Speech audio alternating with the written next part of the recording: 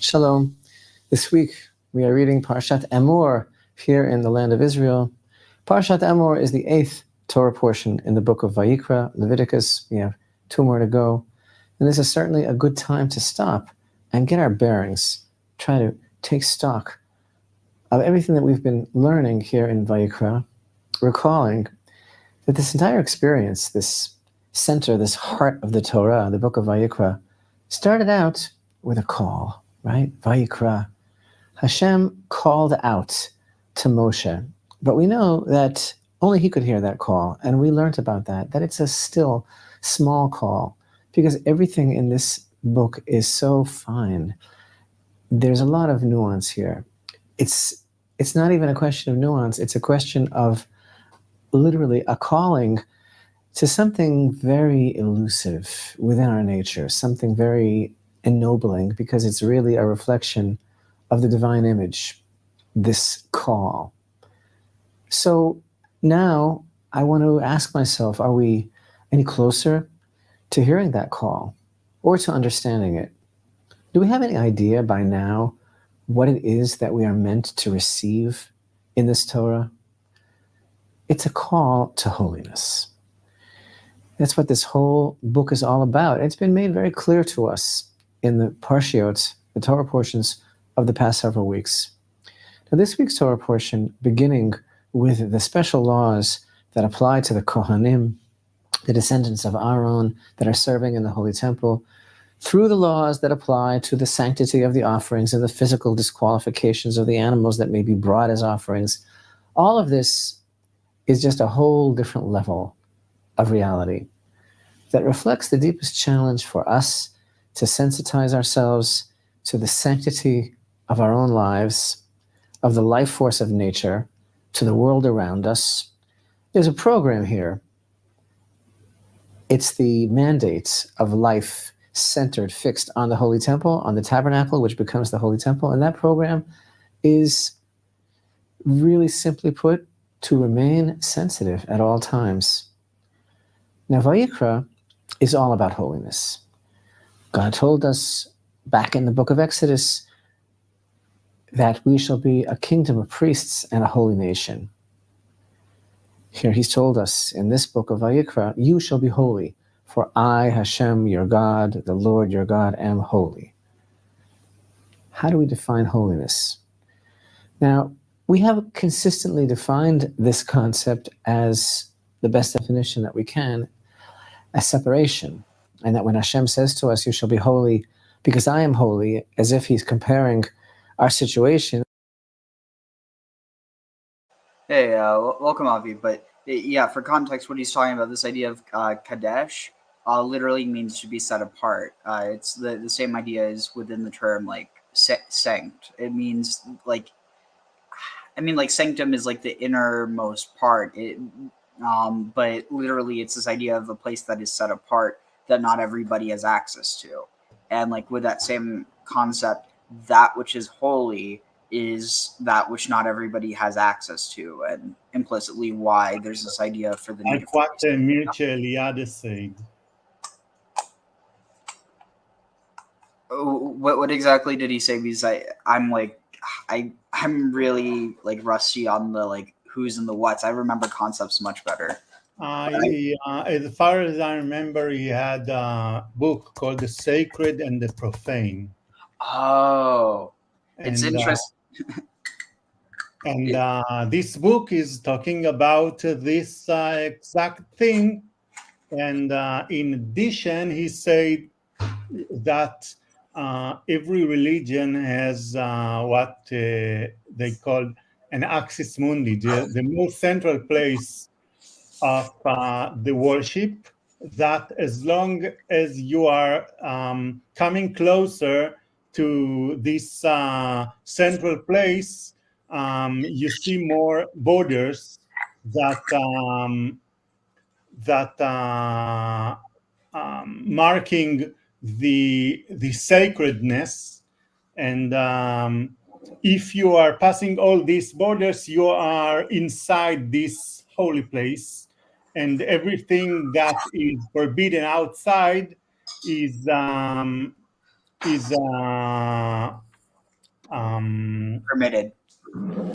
permitted inside.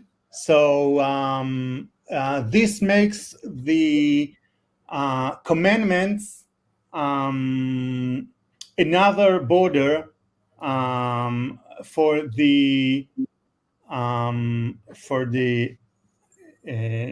for our purpose, the Jew. So finally, if you are inside your temple, things that are forbidden outside are permitted, such as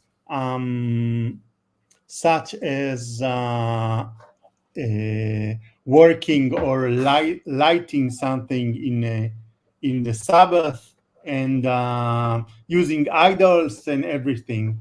I wonder, would that also include, because the whole idea of the kadeshim and the kadeshot, like this idea that it's only wrong outside of the confine, like similarly to how within today's modern religious mainstream, there's this idea that there's nothing. Well, depends on what religion, but at least within Judaism, there's this idea there's nothing wrong with sex so long as it's in the confines of marriage. Yes, exactly. This is what I wanted to say. So it doesn't mean that the kedeshim, that the sacred prostitution is permitted, but it means that sex is permitted when you're inside the sacredness, and you are getting inside the sacredness when you are getting married, as as you are a part of the institution. So if a rabbi just approved your marriage, you are entering inside the holiness, and this is why they don't want these fences, these borders to break. And every time they are talking about Pritzat Gderot, if you know what it is, breaking of the borders, because this sacredness is symbolized as a city that is surrounded by a wall, or a field that is surrounded by a fence, or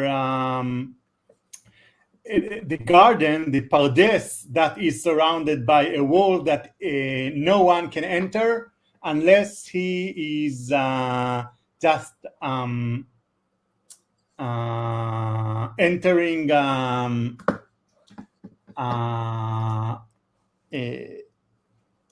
in a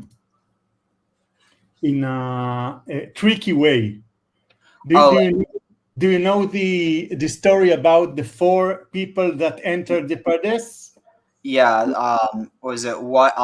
One died, one went insane, one became a heretic, and one Rabbi Akiva left. Yes. So the Pardes is symbolizing the most sacred central place in the Judaism, the most secret knowledge. And what they are trying to say is that this place is tremendous and holy, that no one can access it. And if you want to access it, you have to be you have to be responsible enough and accountable, and if you are not responsible enough, you may die or heresize. And I will just summarize what I wanted to say. The same idea is what I think that this rabbi in the video is trying to say. And the whole purpose of the Kodesh and Chol, the sacred and the profane, is, just as I say, to limit those who are not responsible or accountable to access the holiness, because this is very tricky, or this is a very delicate thing. And if the mace is the crowds are going to access the holiness, they are going to do with it whatever they want and destroy it. Interesting. And also the idea of the inaccessible place, it echoes of the idea of was it Mount Hermon or Mount was it Jebel Al-Aqsa? Exactly. Do you remember in Exodus, in the Matan Torah,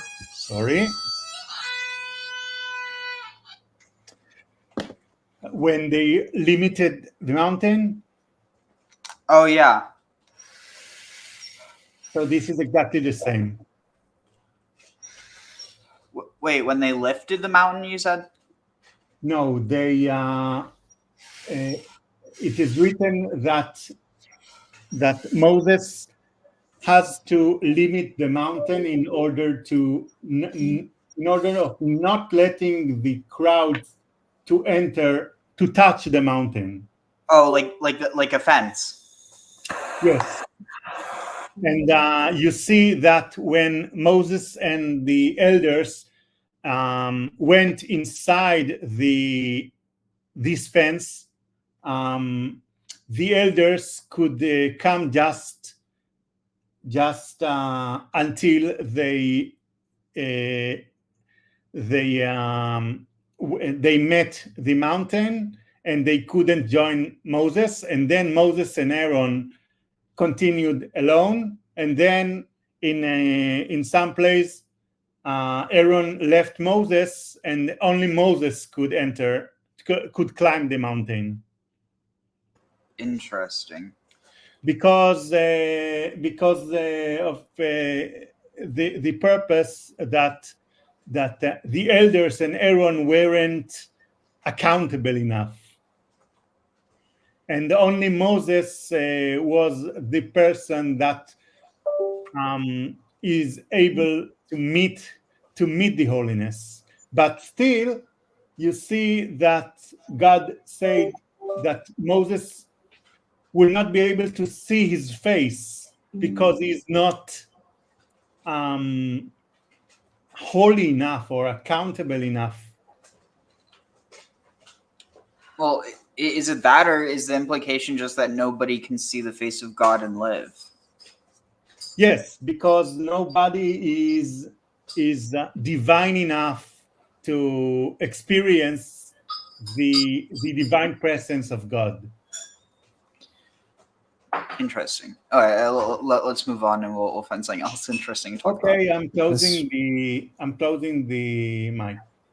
All right, cool. As if you could do such a thing. Well, all that we can say about God is that he's nothing like anything else, and he's in a completely different category, and he's separate. So he's telling us we also have to be separate.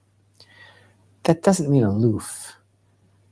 It just means that we are striving to have a different consciousness and sensitivity all the time. We don't have the luxury of allowing ourselves to be swallowed up by the mundane until everything just becomes the same.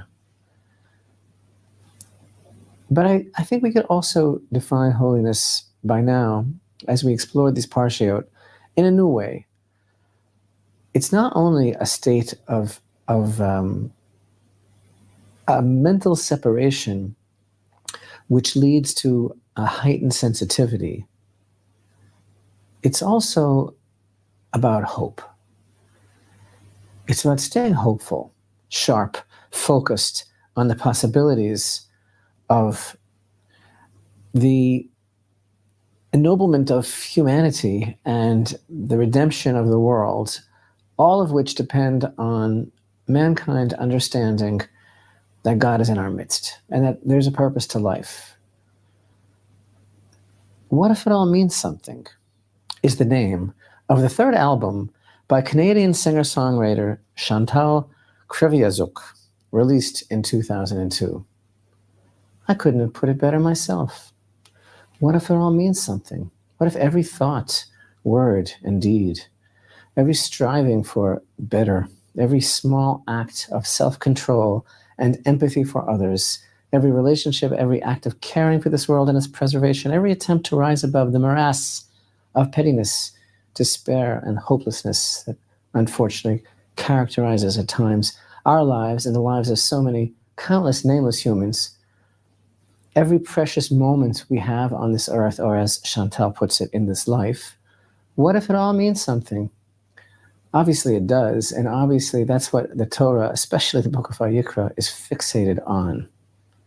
And now, in Parshat Emor, as the laws and all of the details pertaining to the building of the sanctuary, the tabernacle, the Ohel Moed, the tent of meeting, which becomes in history the Holy Temple, as they reach their conclusion, we find chapter 23 describes the cycle of the Jewish year, the cycle of the calendar, beginning with Shabbat and going through all of the festivals which themselves focus on the service in the Holy Temple.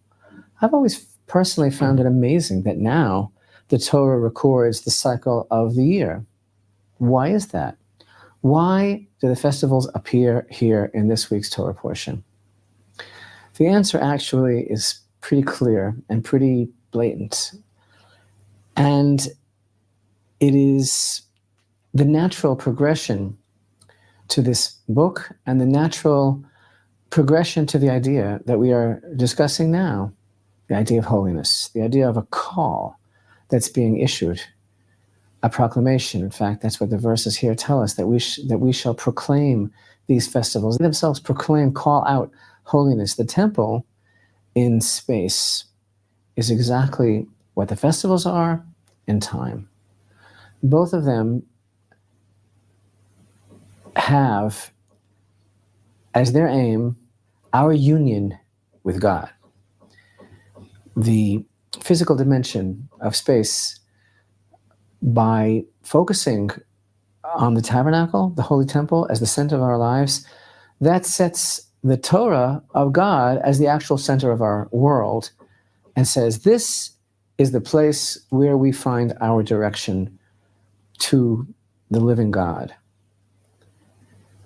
And the calendar, in the same way, calls our attention to fixed times in the changing course of the year, which accomplishes the exact same thing, keeping us not aloof, but calling us to the holiness of sensitivity to others.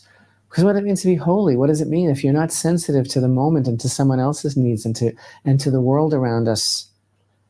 You can act holy, you could roll your eyes and go and make all sorts of postures, but if you're not sensitive to others, then you can't possibly be holy. So if I could draw a picture of what it all means, because it certainly all means something, of where this is taking us, this Vayikra, it's all going somehow to one point, some crescendo. All of our experience is leading us to one point. And that point, which is so beautifully emphasized by the confluence of these ideas in Parshat Emor, the point is fixing our consciousness on God's presence in the world in every dimension. Physically, we focus our energy on the place that He's commanded us to come to draw forth from there and from within ourselves the connection to realize the vibrancy of the reality of our relationship with God. And in time, throughout the year, for us to be able to fix our consciousness on those events in the history of the formation of our people, which revisit themselves constantly on a yearly cycle and present us with the opportunity to redouble our efforts latching on to this consciousness of focusing on God and thus elevating and sanctifying every aspect of our lives. What a program.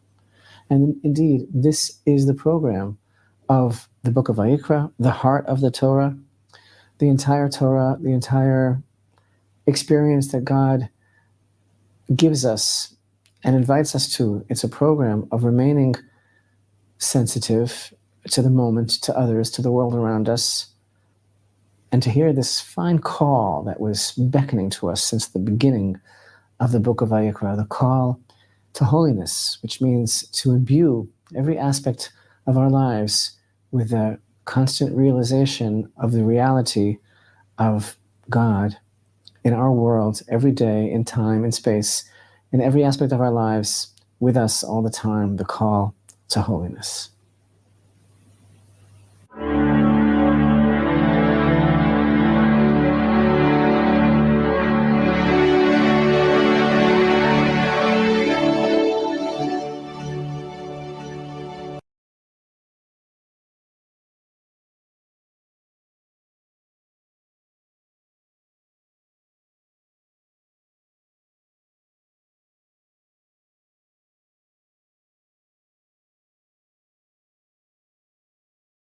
Sorry, I'm looking for something else up next.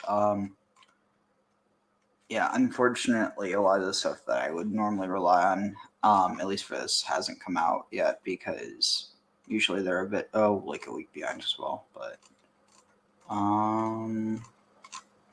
sure I could find something.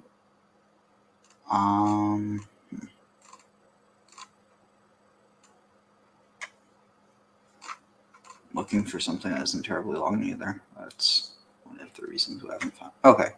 Yeah, this should be good.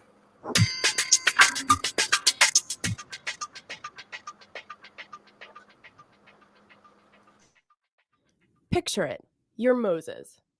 You're standing in front of all these people, the Israelites, hundreds and thousands and what probably feels like zillions of people.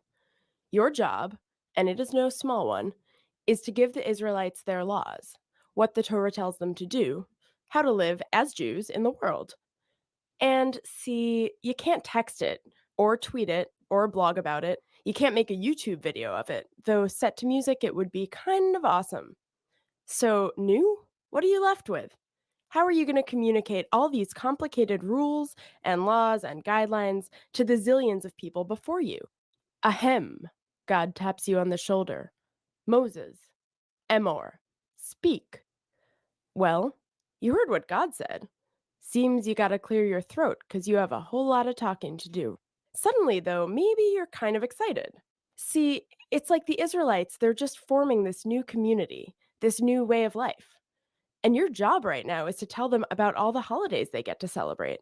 Admit it, there's something way cool about that. It may be rules, but it's rules that are more interesting than, say, income taxes for dummies. It's more like, look, here are all the super cool festivals you get to celebrate. Mark your calendars, your year is about to get a whole lot more interesting. For example, you get to tell the people about Passover. For 7 days, they'll eat only unleavened bread, aka matzah. For 7 days, they'll do no work. No work! Also, we now know, Passover can mean macaroons. But that's kind of cheating, since at the time of this speech, they probably weren't invented yet. Anyway, another one. Sukkot, the Festival of Huts. For 7 days, you will live in a leaf-covered booth. You, once again, must not do any work. And you should rejoice before God, get this guys, with a bouquet of palm branches, myrtle branches, willow leaves, and a citrus fruit. You shake it around in what almost looks like a dance as a part of celebrating this holiday, this Sukkot. The booths are to remind you, and your kids, and your kids' kids, and your kids' kids' kids, that the Israelites lived in booths when God brought them out of slavery in the land of Egypt. And so on and so on. Moses is given a number of holidays to describe to the Israelites. And picture this, you're Moses and you're talking, and the people are actually getting excited about these holidays. Of course, he doesn't get off that easy.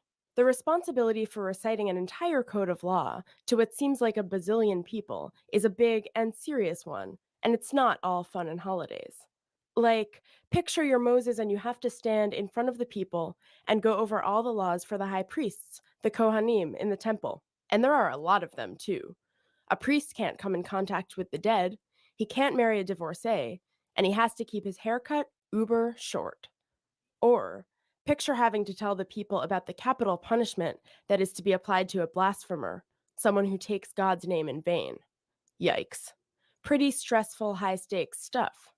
So, really, Emor may seem like it's just about a whole lot of talking, but it's not lip service.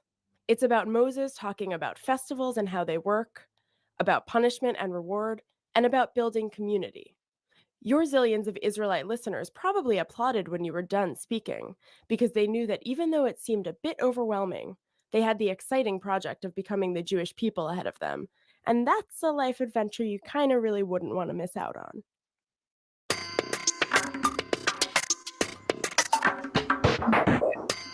So let's see if I can find it. Here. So before we start, I just wanted to count the Omer because I haven't done that yet. So let's see, where is it?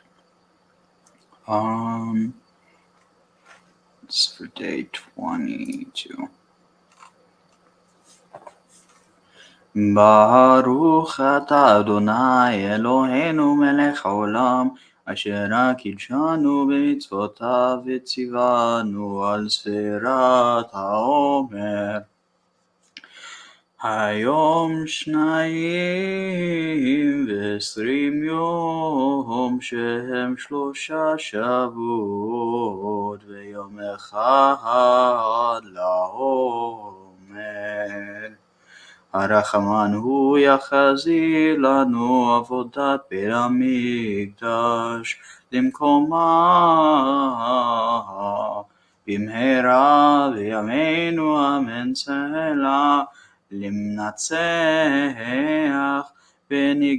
בנגינות מזמור שיר אלוהים יחננו ויברכנו, יאר פניו איתנו, סלע לדעת בארץ דרכך, וכל גויים ישועתך, יודוך עמים, אלוהים יודוך עמים, כולם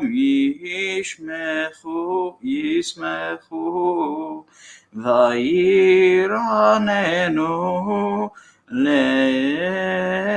לאומים, כי תשפוט עמים משול, ולאומים בארץ תנחם, סלע יודוך עמים, אלוהים יודוך עמים, כולם ארץ נתנה יבולה, יברכנו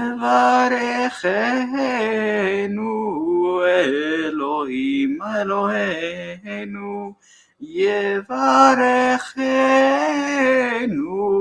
אלוהים, ויראו אותו כל אפסי הארץ.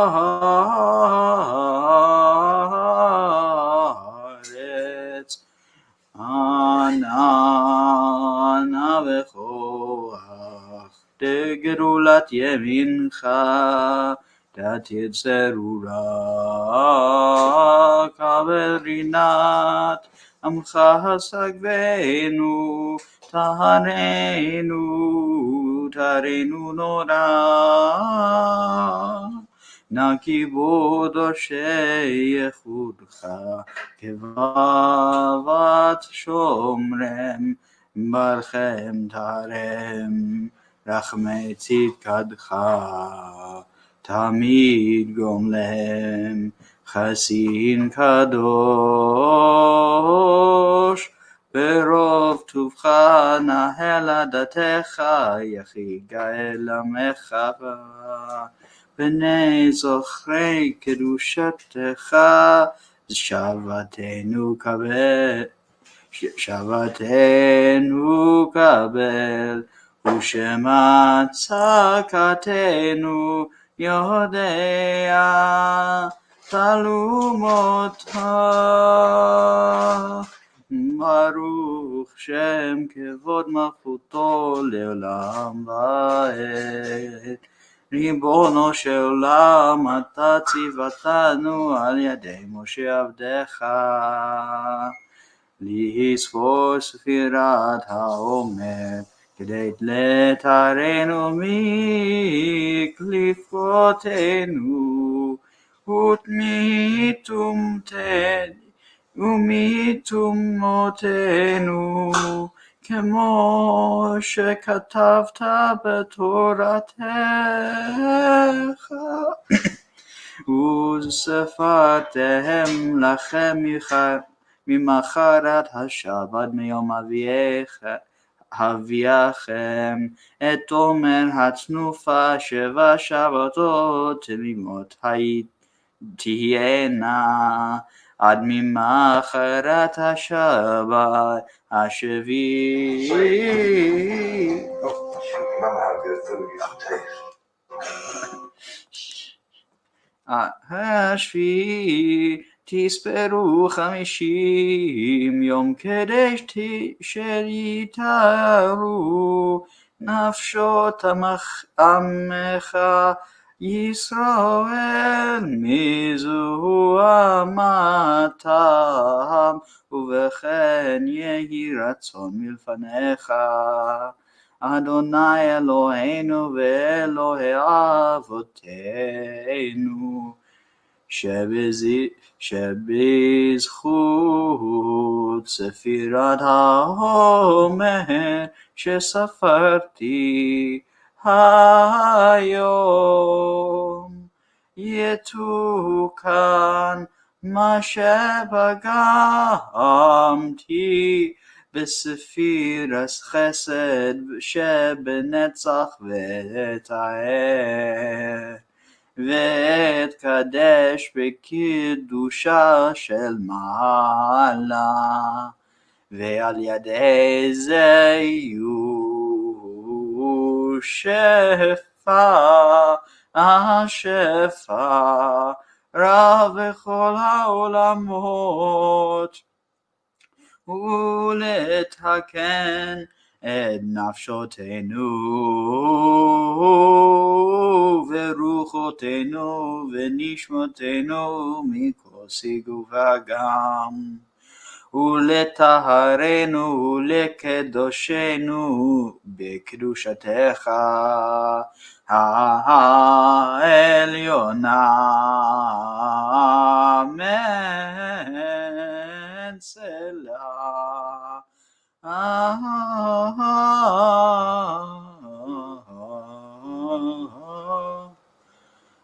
Oh my god, that is long. All right. So it's the 22nd day of the Omer. I think that in Nosach Ashkenaz,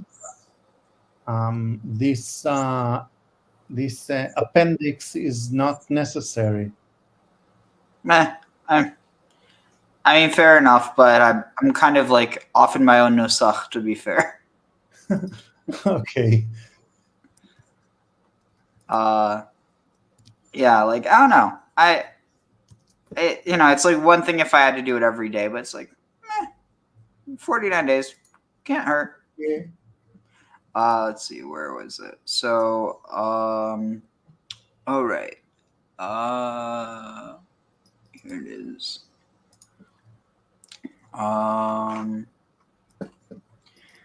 ברכו את אדוני המבורך, ברוך אדוני המבורך לעולם ועד, ברוך אתה אדוני אלוהינו מלך העולם, אשר בחר בנו מכל העמים, ונתן לנו את תורתו, ברוך אתה אדוני נותן התורה.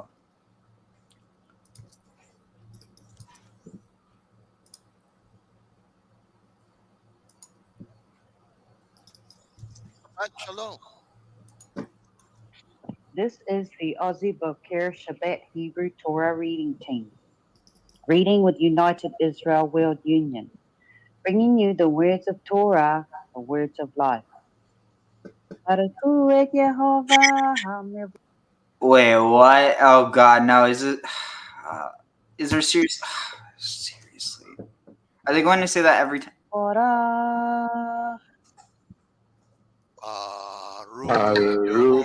Yehovah. Oh my God. Seriously, this is what I get for doing it a little bit early. How am I going to find this? Parshah Emor. I'm hoping that this will work. Otherwise, this is not going to be fun at all.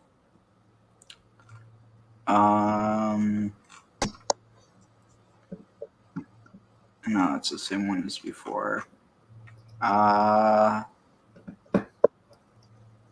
Wait, is this maybe? Please. Vayomer Oh, thank God. Adonai. Oh, thank God. Okay, this one works. Ugh. I don't know. It shouldn't bug me as much as it does. But it's like, I mean, especially because I don't know. Maybe it's just the fact that they're trying to use a name that isn't even certain that's how it was pronounced. Like, my issue isn't that they're pronouncing it; it's that the uncertainty of it. It's like at least if it was something like, like Yahweh, then it's more of a closer approximation. But I don't know.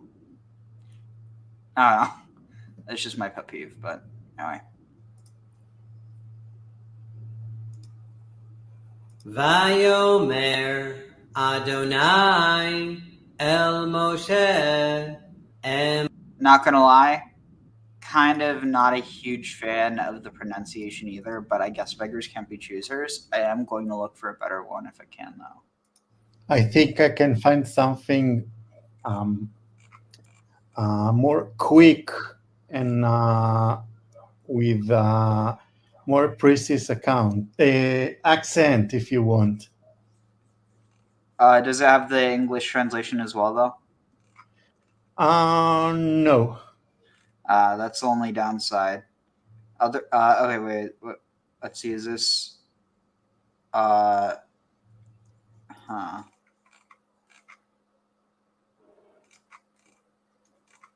mean, in terms of the speed issue, I could always just speed it up, but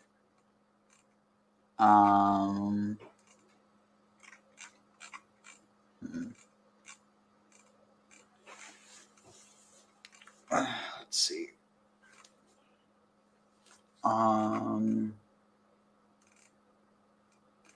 Yeah, seems like I'm just going to have to bite the bullet with that because I don't think I'm going to find a better one.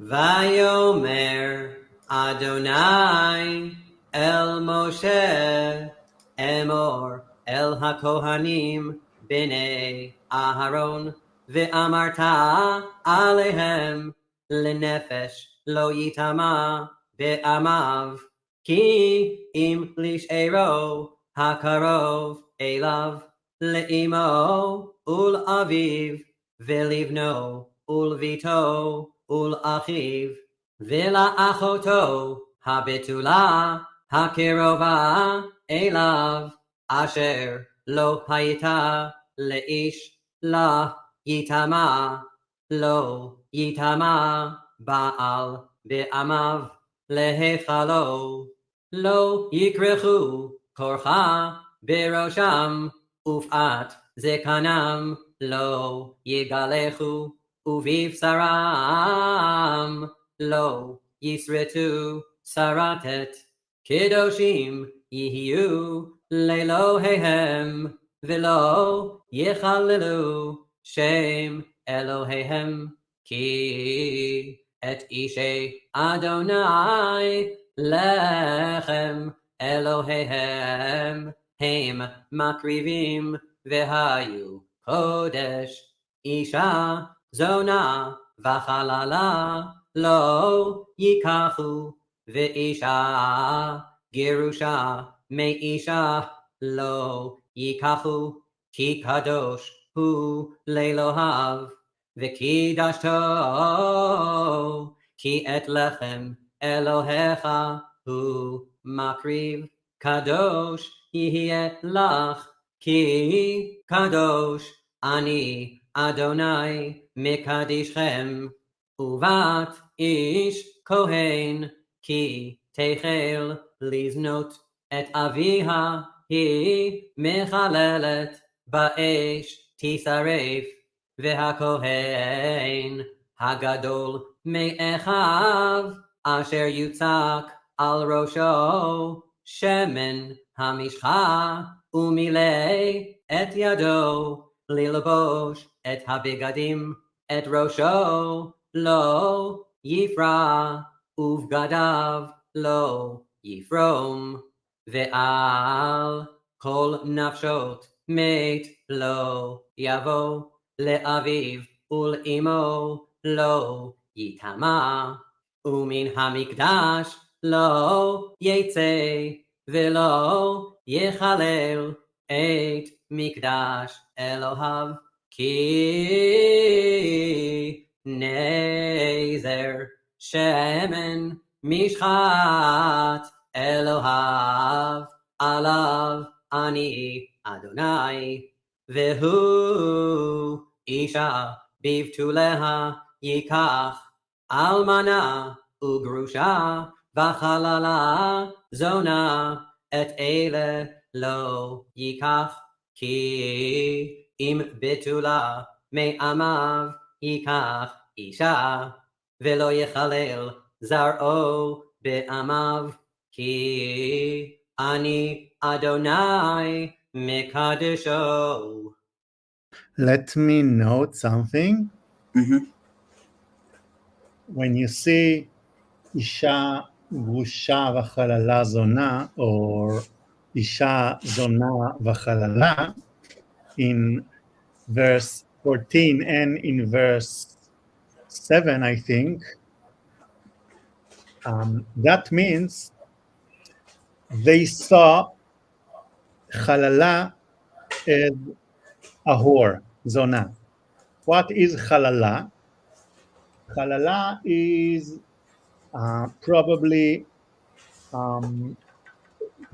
these women who had children that are forbidden to be priests.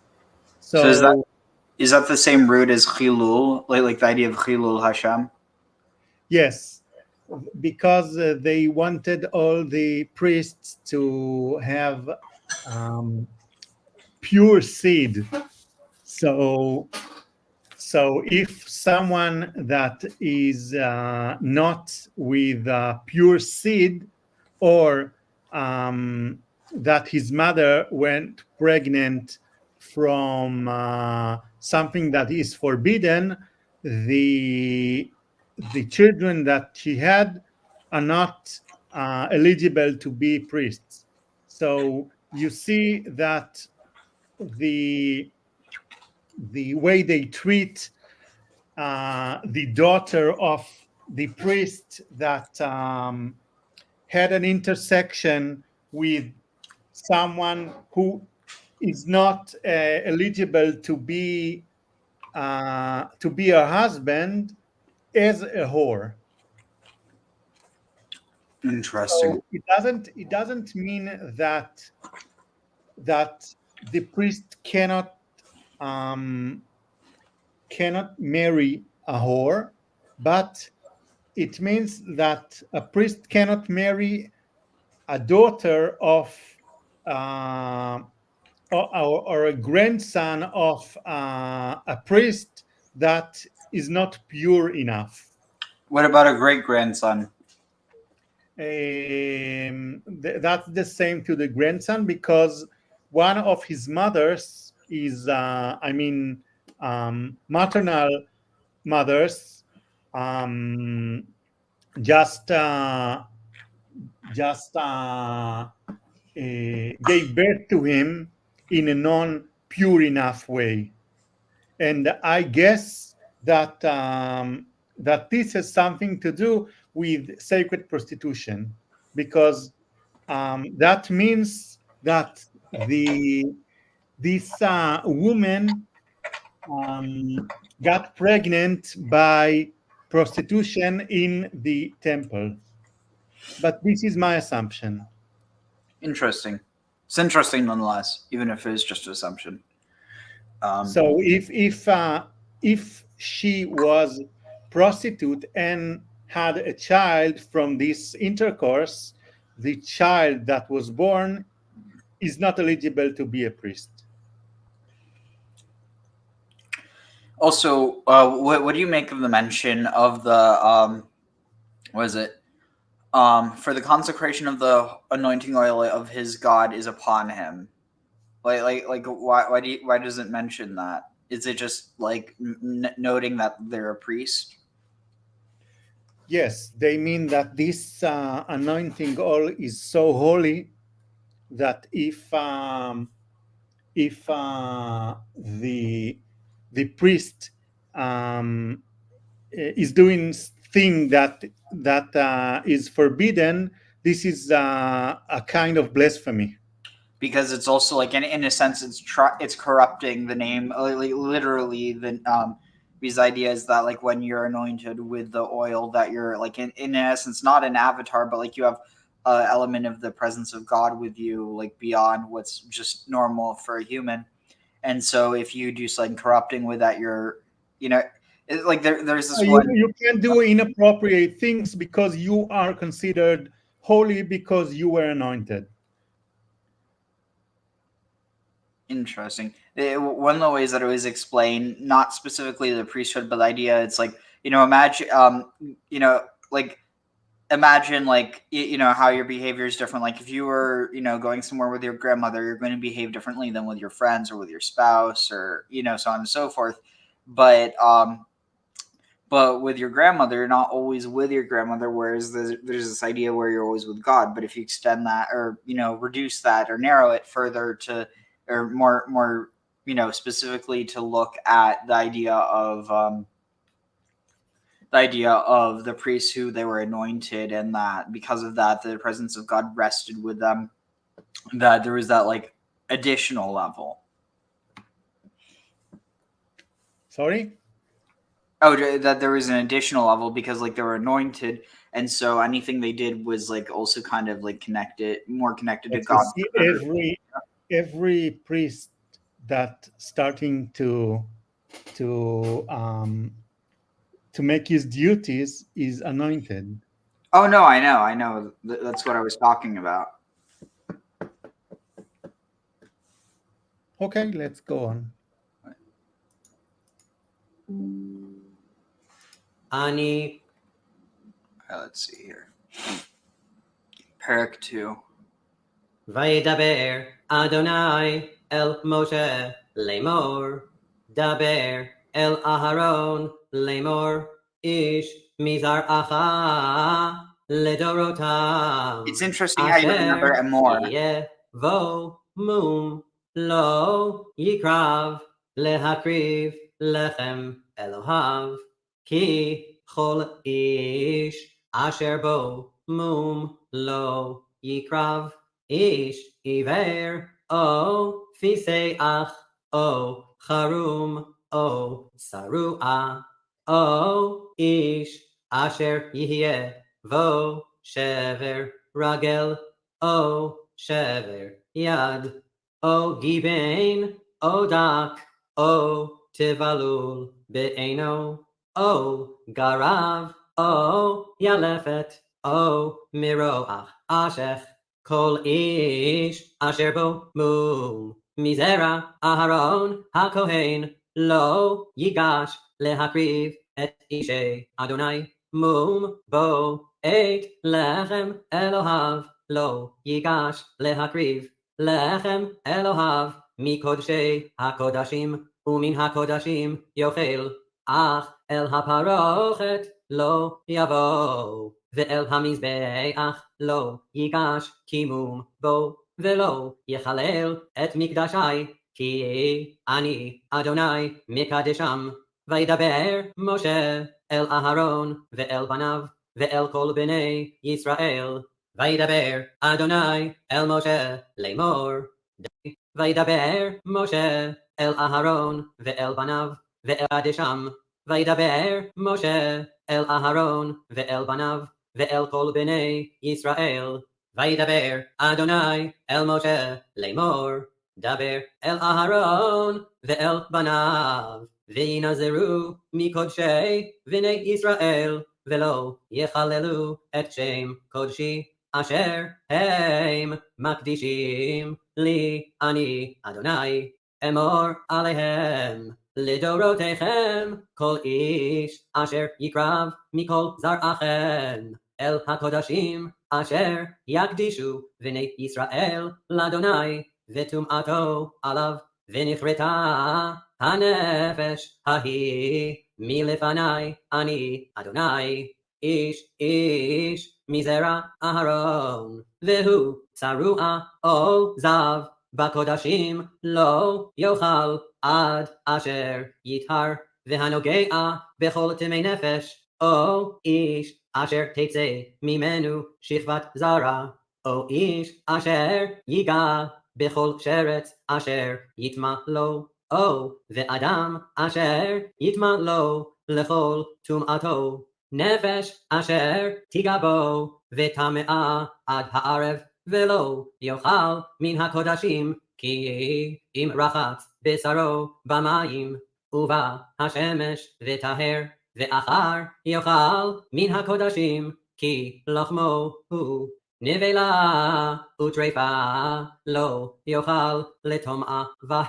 ani Adonai v'shamiru et mishmarti ve'lo yislu alav chet umetu vo ki yechaleluhu ani Adonai mikadesham v'chol zar lo yochal kodesh toshav kohen v'sachir lo yochal kodesh וכהן, כי יקנה נפש קניין כספו, הוא יאכל בו, ולית ביתו, הם יאכלו ולחמו. ובת כהן, כי תהיה לאיש זר, היא בתרומת הקודשים לא תאכל. ובת כהן, כי תהיה אלמנה וגרושה, וזרע אין לה, ושבה אל בית אביה, כנעוריה מלחם אביה תאכל, וכל זר לא יאכל בו. ואיש כי יאכל קודש בשגגה, ויאסף חמישיתו עליו, ונתן לכהן את הקודש, ולא יחללו את קודשי בני ישראל, את אשר ירימו לאדוני, והשיאו אותם עוון אשמה באוכלם את קודשיהם, כי אני אדוני מקדשם. So this is interesting. I kind of got lost in terms of where it was in the English, but I just started listening to the Hebrew, and like in real time, even with twice speed, which is basically normal speed, I ended up being able to translate part of it when I really tried, which is, I think that's good. I mean, unfortunately, if I ever were to live, live Ba'aretz, I don't think people would be speaking slow enough for me to understand. At least I'd have to get used to the much faster speech. But I mean, this is also biblical Hebrew, which is, for whatever reason, I don't know. Maybe just the fact that it's easier to practice, I find it easier. But you have any commentary or any thoughts on this last one? You ask what is the difference between dibur, וידבר, and ויאמר. Oh, no. Oh, that's what you're saying. Sorry, I thought you said that I asked that. And as far as I remember, one is speaking in detail, and one is speaking in summary or in short. Oh, so I'm guessing. As far as I remember, there is one more difference. One is speaking just positive things, or just things that in a soft or pleasant way, and the other is speaking also in an aggressive way. I'm guessing Vayidaber is more aggressive. I think yes. Interesting, because you also or unpleasant. Yeah. Wait. I mean, it's interesting because so if you take Devar, you could also get Dever, which means like plague, right, or disease. Like if you rearrange the letters. I don't think that there is a connection between Dever and Vaidaber. Well, what about Darb? About what? Darb. Darb? Yeah. What is it? Here, let me see if I can find it. I think, yeah, here. Where is it? No, not there. Here. Right here. Let's find Dalid. Okay, wait, where is it? Here. Wait, let's see. Here. BDB. So here. Darb. Dariba. Wait, now where is it? Where are your cursor? Oh, sorry, I wasn't sharing the right one. Here, so it's from Arabic, and it's also in Aramaic, but what on earth is a jaculando infigere?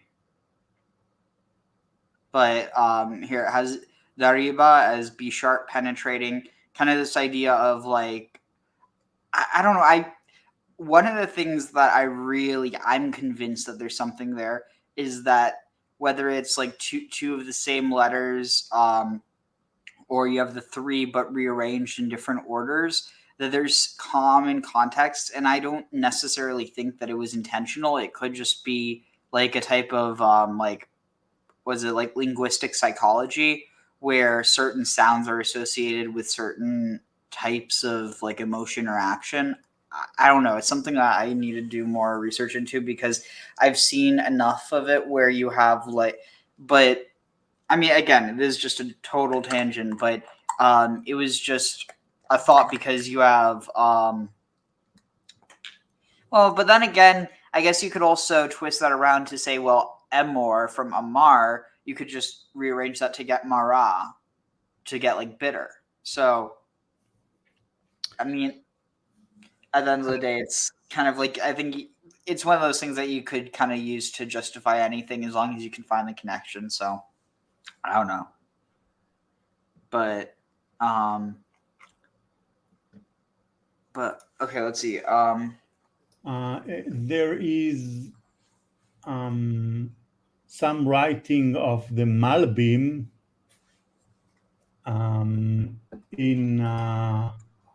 Vaikra, Leviticus 3. I don't know if this is a verse or a chapter 3, but I will send it to you. And wait. So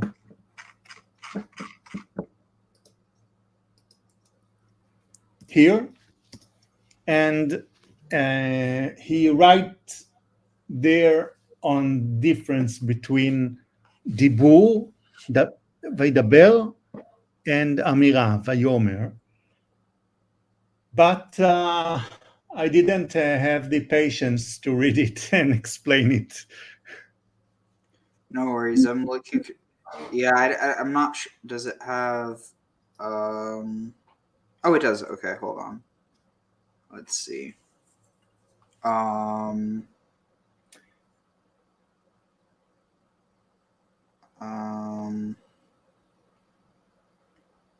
Okay, here. Is it going to show up? No, that's weird. Okay, yeah, I can't find an English translation. It's something to look into another time, but let's see. Back to here.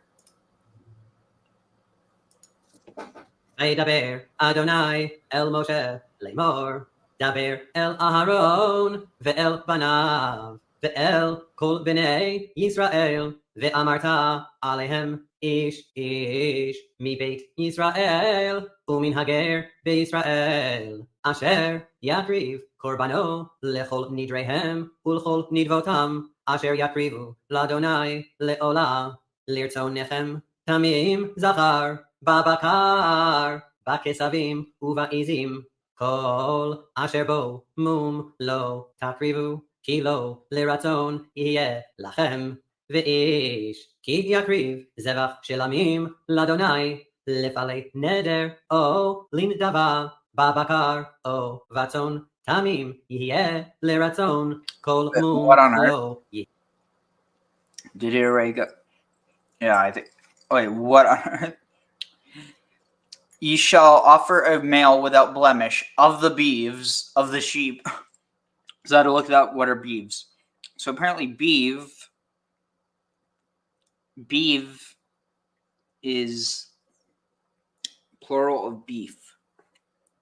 So, but beef is a calf or a cow. Yeah, so I think it's saying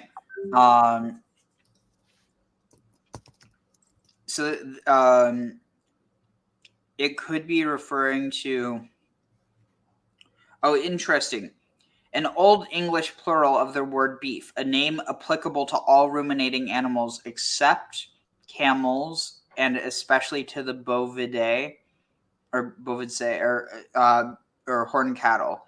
But let's see. So of the beeves, what's this word? So babakar, zachar babakar, bakfasim ubazim, bazim.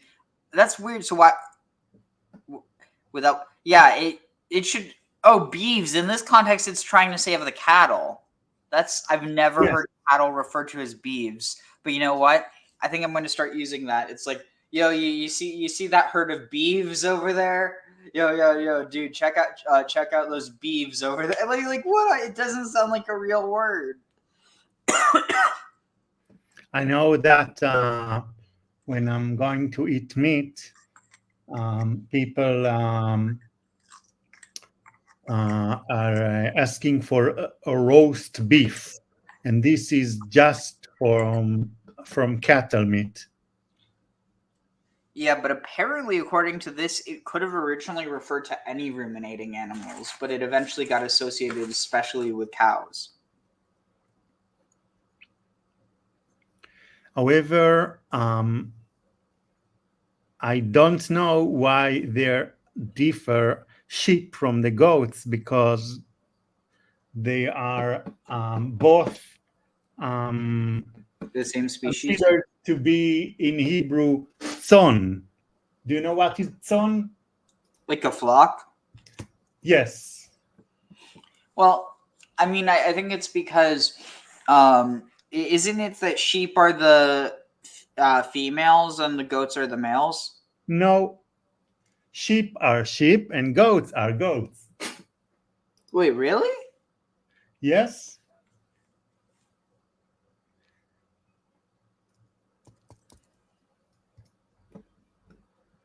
Oh, they're closely related. Interesting. Yeah, they are both under the family of the Caprinae. Yeah, the Ovidae. Ovidae, okay, but Well, you're right. You're right. The Caprinae, but they're also Ovidae. Or no. You see, the goat is a Capra hircus, and the sheep is a Ovis. Interesting. So, okay, that it's for whatever reason so there's rams and there's ewes, or no, there's goats and there's ewes, and then there's. Wait, hold on. In Hebrew, there are different words for he-goat and a ram. Oh, ayal versus ez. Taish. Taish is the Taish, Taf Yud Shin, is the he-goat because he has a bread, and also he behaves differently than a ram, because he likes to leap, and also he likes to hit his head against everything. Well, so I mean, isn't it that one of them has like the little tiny horns and the other has like the big like spiral horns? No, it's spiral horns. I think this is a wild sheep. I think that the horns of the sheep are straight. And let's check.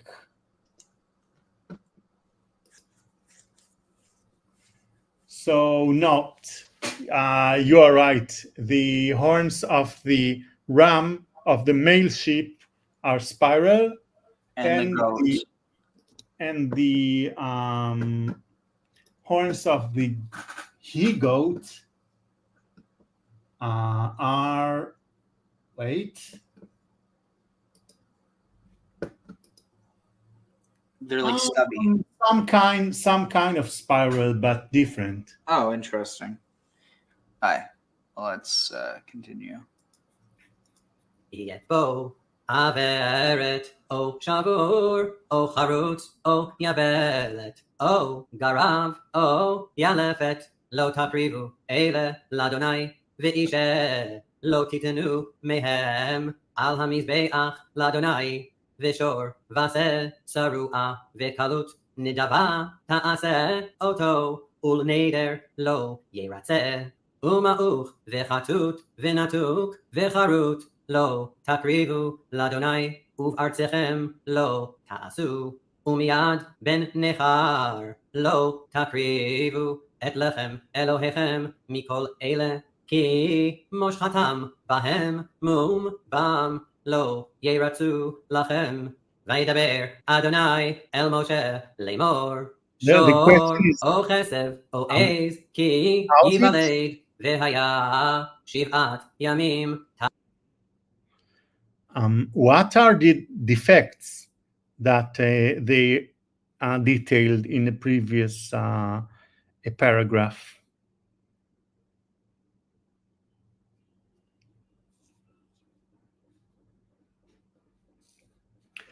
And you see that also in the Greek worship, at least, but I think in even more worships, the idea was that you can't sacrifice a defected animal. But I think that it is very interesting to understand what are the defects and what defects in verse 23 makes the defected animal eligible to be a gift offering and not a whole offering. You see that in verse 22, they deal with a whole offering. In verse 23, they deal with a gift offering. And in verse 24, they gift with complete forbidden sacrifice. So I don't know what is crushed. I don't know what is torn or cut, but probably they mean that. So like crushed is like to like pulverize, or not necessarily pulverize, but to like smash, to, you know. So they mean that he is already dead? Which stones bruised or crushed or torn or cut? If it is torn, you see that he is dismembered already. It doesn't have to be. It could just be let's see. So bruised, you could be alive still. Crushed, you could have like a limb crushed but still be alive. Torn, you could have a limb torn off but still be alive. Cut, you could have a cut and still be alive. So all those, it could still be alive. It has to be complete. Yeah, but not just like complete, but also this idea that it can't unwound. Be. Yeah, it can't be. It has to be unharmed. Okay, and what is yabelet or yalefet in verse 22? Scurvy. Interesting. So that's what they translate as scabbed, probably.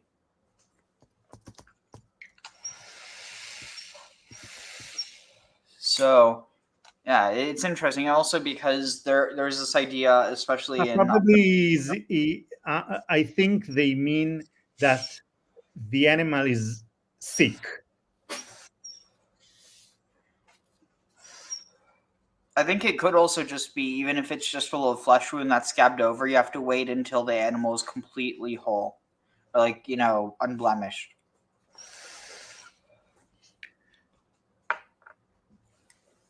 But the other thing that's kind of interesting is this idea in other cultures that if there was like a blemish on the inside, or like, if there was like, especially on the organs that were used for haruspexy or for divination, that if there was something on that, it was seen as like a bad omen. And so probably with that, by not just making it where there's certain things that make them improper, but like making it so extreme so as to, even if like whether this was a practice or not, that you don't accidentally offer sacrifices that could potentially lead to bad omens.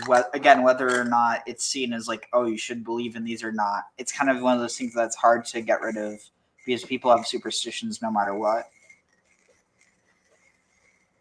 Interesting. Let's go on. All right.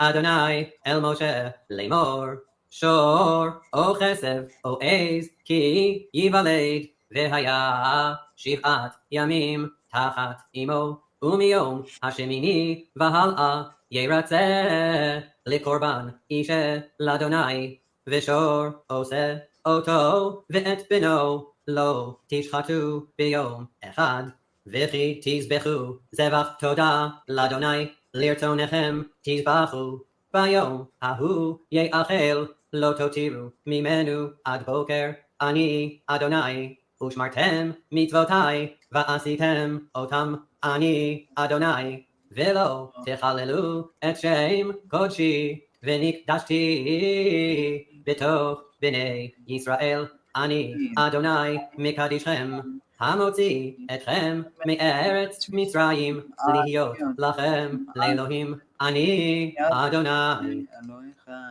It's interesting. I'm like almost able to read the Hebrew, but I'm reading it in English and trying to back translate in real time. That's weird because honestly, I've also shared this a bit on my channel, but I've long COVID and it's really affected certain things. It's also, for whatever reason, the changes in my brain have made it easier to learn Hebrew, but still certain things came more difficult, and it could just be that somehow I'm like in this weird Ariel, brain fog is not due to the COVID, but because of your pot. No, trust me. I smoked the same amount that I did before I got COVID, and immediately after I got COVID, I could feel a difference. Trust me. Like I know. And for whatever reason, like it impacts me differently, but weed actually tends to make me more alert and more aware, not the opposite. Okay. I got you and I believe it. Yeah, it's honestly, sometimes it's hard to believe it myself, but it's like I can't deny reality. But no, like that really, I've really been feeling a lot more clear the past few weeks or so because I've been doing mushrooms more regularly, and like I've also been growing my own, which is exciting. And I finally started to notice a bit of fungal growth right at the start of was it today, which was Chesed Shabbat Netzach, and so I ended up having to throw out the other one I had because it molded over, and it was probably something from the get-go. But this one has been clean, and only now on like the 7th day that I've done this one, I'm starting to notice growth. So I'm really excited with that. But yeah, that I really, and again, everyone's different, but at least with me, like very few things have helped. Also, frankincense infused olive oil has helped, but it's very hard to remember to do that because it doesn't give you any active effect, and so it's kind of hard to remember to do that unless you're like, which I do need to just kind of just tough it up and be like, okay, I'm going to make capsules and I'll take one every day, but of the frankincense. But yeah, in any case, it's one of those things where I've kind of realized that like it's not that there's nothing that helps, it's sometimes it takes remembering to actually help yourself. But anyway, moving on. I don't know why I just thought that though. וידבר אדוני אל משה לאמור, דבר אל בני ישראל, ואמרת עליהם מועדי אדוני. Yeah, because normally it would be unthinkable of me to be able to like read the English and kind of, and again, part of it might just be like the delay in because what you actually, the sound wave hits your brain before you hear it. It takes like a while to process it. And so it could just be in that time that I'm processing it, I'm also already looking at the English, and so it just seems like I really don't know. So I mean, But I think I'm struggling too to read simultaneously Hebrew and English. So probably that's because how do I call it?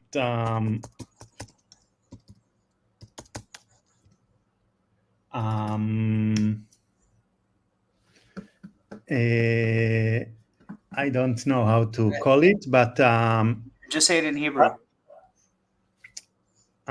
Dissonance. Oh, cognitive dissonance. I think so. It's a dissonance between your mother tongue and your newly speak tongue. I mean, see, that's the interesting thing, though. It's not like a new language. It's just a new language that I'm able to understand, like, viscerally. Because, like, it's like, even though I never grew up speaking it, I grew up listening to more Hebrew music than I did American music. And so because of that, it's like, it's more familiar to me in a lot of ways than English is, like, on a deep emotional level, even though it's like, intellectually, it's like it took actually being able to, learn it academically. Okay. However, if you feel like you're struggling, of course, don't feel bad about it. Oh, I actually don't feel like I'm struggling. What I was saying is, I feel like I'm able to read the English, and I'm basically, before I hear the Hebrew, because I read the English ahead of time, I almost I'm able to back translate some of them. So because reading the English, I think about what it is in Hebrew in my mind before or right when they're saying it. So it's almost like I'm reading the Hebrew, but I'm actually not reading the Hebrew at all in this case because I'm looking at the English. But I still know what it's going to be in Hebrew just because I've had enough with some of it. I mean, if it gets more complicated, of course, it's going to be like, okay, well, I don't know what word they're going to use. But if it's anyway, just to explain where my thought process was. Re'u otam mikra'e kodesh ele heim mo'adai sheshet yamim te'aseh melacha uvayom hashvi'i Shabbat Shabbaton mikra kodesh kol melacha lo ta'asu Shabbat hi l'Adonai bechol moshevotechem ele mo'adei Adonai mikra'e kodesh asher tikre'u otam bimo'adam בחודש הראשון, ב14 לחודש בין 40 פסח לאדוני, וב15 יום לחודש הזה, חג המצות לאדוני, 7 ימים מצות תאכלו. ביום הראשון מקרא קודש יהיה לכם, כל מלאכת עבודה לא תעשו. והקרבתם אישה לאדוני 7 ימים, ביום השביעי מקרא קודש כל מלאכת עבודה לא תעשו. וידבר אדוני אל משה לאמור, דבר אל בני ישראל ואמרת עליהם, כי תבואו אל הארץ אשר אני נותן לכם, וקצרתם את קצירה, והבאתם את עומר ראשית קצירכם אל הכהן, והניף את העומר לפני אדוני לרצונכם, ממחרת השבת יניפנו הכהן, ועשיתם ביום הניפכם את העומר כבש לרצונכם, מניף את העומר לפני אדוני לרצונכם. Interesting. So you do have this mention of speak, but it's also speak about the Omer. That's really interesting. When I named this Omer Ba-Omer, it was a play on the Omer, the chapter being during the Omer, but it's interesting that it actually does mention the Omer. Just in a different context, not counting it necessarily, but Actually, no. And you shall reap the harvest. It's implied. Nechem mimachorat ha-Shabbat yenifenu ha-kohen va'asitem biyom hanifechem et ha-Omer ke. Also, if it's talking about grain, about the Omer, isn't the idea of the first fruits of the harvest, isn't that kind of just implied to, I mean, wouldn't the first fruits be the only fruits of the harvest? Because it's not like, don't you have to plant again? It's not like you You can just, want a traditional commentary or the non-traditional one? why not Because both? in a non-traditional one, Omer is not the fresh fruits, but Omer is Right? an amount of such material that is produced by the barley. So they mean that this is the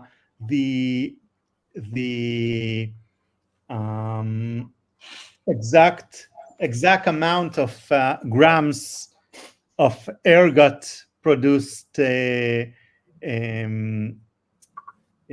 powder that is needed to be infused into the wine or the dough of the sacrifice. But again, this is the non-traditional commentary. The traditional is that an Omer is just a nickname for and the amount of ears of barley. So what would the Small amount of ears of barley, and the exact amount, the exact weight is this and that grams. So the We don't first, know the exact amount, but if you will look at Exodus chapter 16, you will see that they are talking on the same weight. So Omer is a weight, not a grain, not a crop. well,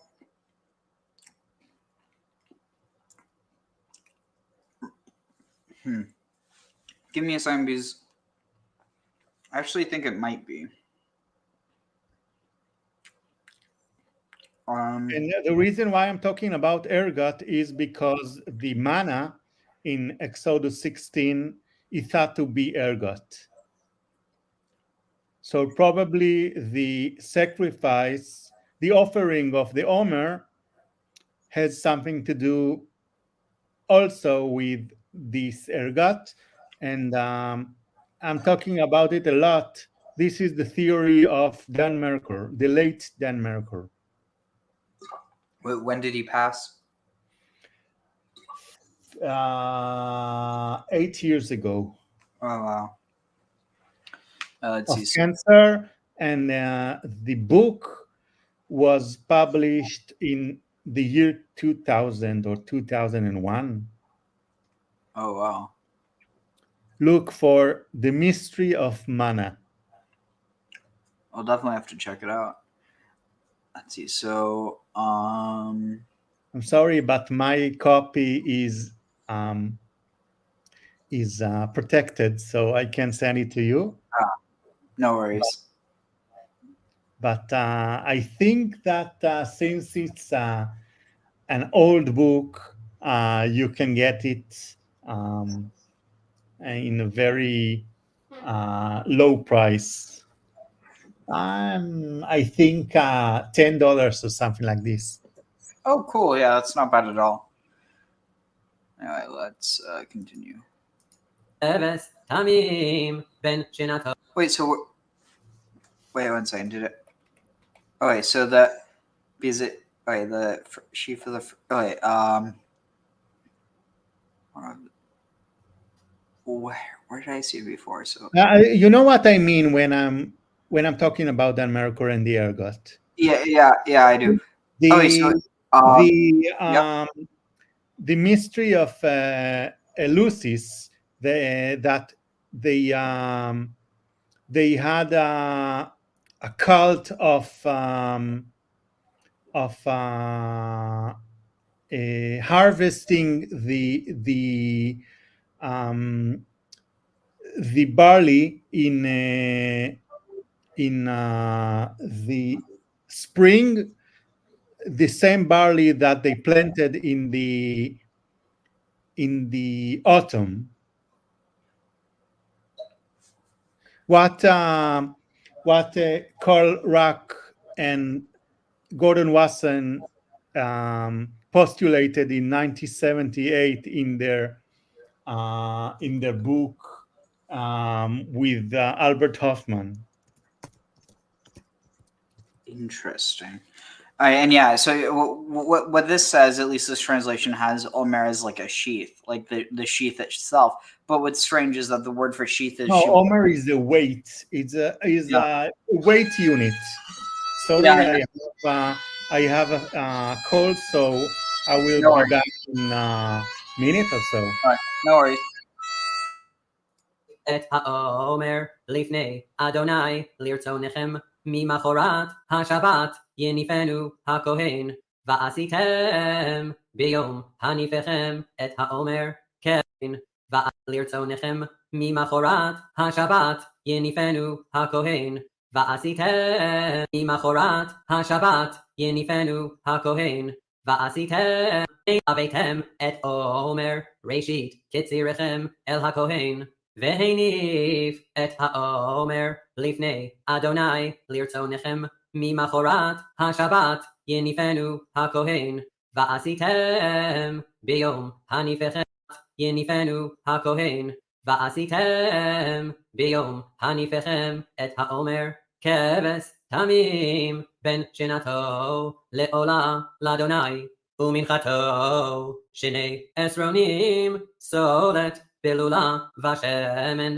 אישה לאדוני ריח ניחוח ונזקו יין רביעית ההין ולחם וקלי וכרמל לא תאכלו עד עצם היום הזה עד הביאכם את קורבן אלוהיכם חוקת עולם לדורותיכם בכל מושבותיכם וספרתם לכם ממחרת השבת מיום הביאכם את עומר התנופה 7 שבתות תמימות תהיינה עד ממחרת השבת השביעית תספרו 50 יום והקרבתם מנחה חדשה לאדוני ממושבותיכם תביאו לכם תנופה 2 שני עשרונים סולת תהיינה חמץ תאפנה ביקורים.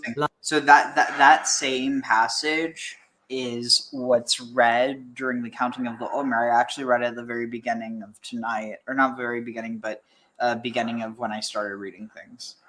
I will just note again what I said previously. The Omer is a unit of measuring weight.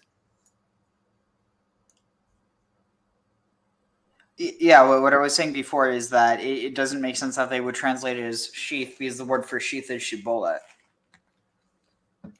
This is the traditional interpretation that this is the number of the shibolet of the sheep of the barley, or not just the barley, the grain that they need to harvest in order to offer it. So Got me? Yeah, so that's what the first fruits refer to in this case. Yes. Okay, interesting. אפנה ביקורים לאדוני והקרבתם על הלחם 7 כבשים תמימים בני שנה ופר בן בקר 1 ואלים 2 יהיו עולה לאדוני, ומנחתם ונזקיהם, אישי ריח ניחוח לאדוני, ועשיתם שעיר עזים אחד לחטאת, ושני כבשים בני שנה לזבח שלמים, והניף הכהן אותם על לחם הביקורים תנופה לפני אדוני, על שני כבשים קודש יהיו לאדוני לכהן, וקראתם בעצם היום הזה מקרא קודש יהיה לכם, כל מלאכת עבודה לא תעשו, חוקת עולם בכל מושבותיכם לדורותיכם, ובקוצריכם את קציר ארצכם, לא תכלה פאת שדך בקוצריך, ולקט קצירך לא תלקט, לעני ולגר תעזוב אותם, אני אדוני אלוהיכם. Interesting. So what I was talking about while you were gone, or right before you came back, was that so that part of that passage is what's read every day during the Omer, or the part that you were saying is not part of the Ashkenazi tradition. Sorry? Here, I'll go back so you can see what I was talking about.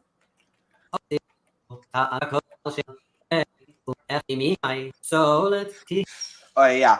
And you were Usfartem lachem mimacharat hashabat miyom haviechem et Omer hatnufa shiva Shabbatot tmimot tihiana ad mimacharat hashabat hashviit tisperu chamishim yom vehi.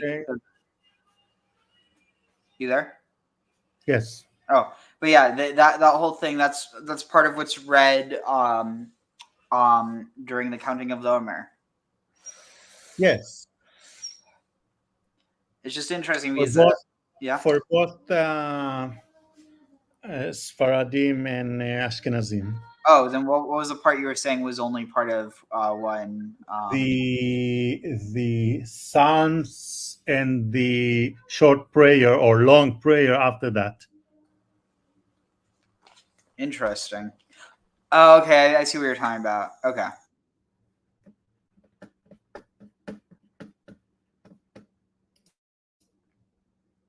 Okay, continue.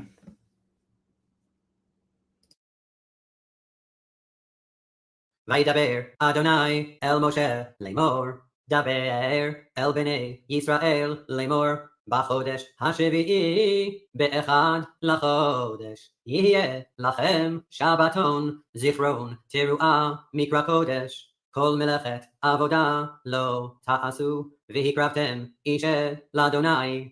וידבר אדוני אל משה לאמור, אך בעשור לחודש השביעי הזה יום הכיפורים הוא, מקרא קודש יהיה לכם, ועיניתם את נפשותיכם והקרבתם אישה לאדוני, וכל מלאכה לא תעשו בעצם היום הזה, כי יום כיפורים הוא לכפר עליכם לפני אדוני אלוהיכם, כי כל הנפש אשר לא תאונה בעצם היום הזה, ונכרתה מעמיה, וכל הנפש אשר תעשה כל מלאכה בעצם היום הזה, והעבדתי את הנפש ההיא מקרב עמה, כל מלאכה לא תעשו, חוקת עולם לדורותיכם בכל מושבותיכם, שבת שבתון הוא לכם, ועיניתם את נפשותיכם בתשעה לחודש בערב, מערב עד ערב תשבתו שבתכם. מערב כל מושב.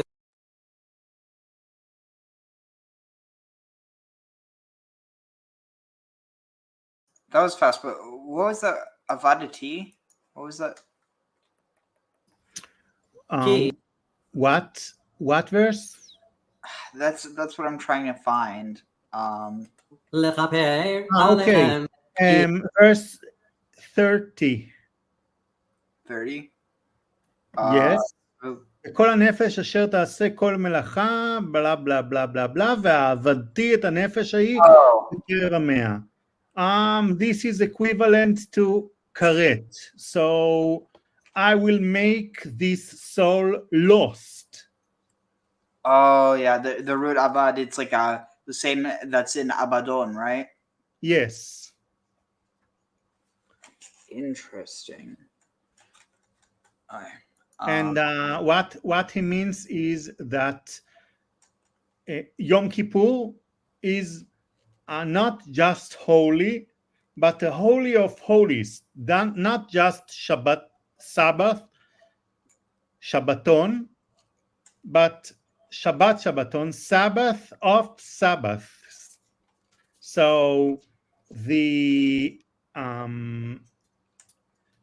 prohibition of having a work in this day is doubled, and if the punishment of having work in Sabbath, in a regular Sabbath, is just a punishment of skila, of a death in such a way, the punishment of working in Yom Kippur is not just punishment, a physical punishment, but also a metaphysical punishment, because this punishment of having your soul lost in the generations is a punishment from above, not from people, from the jury, but from God.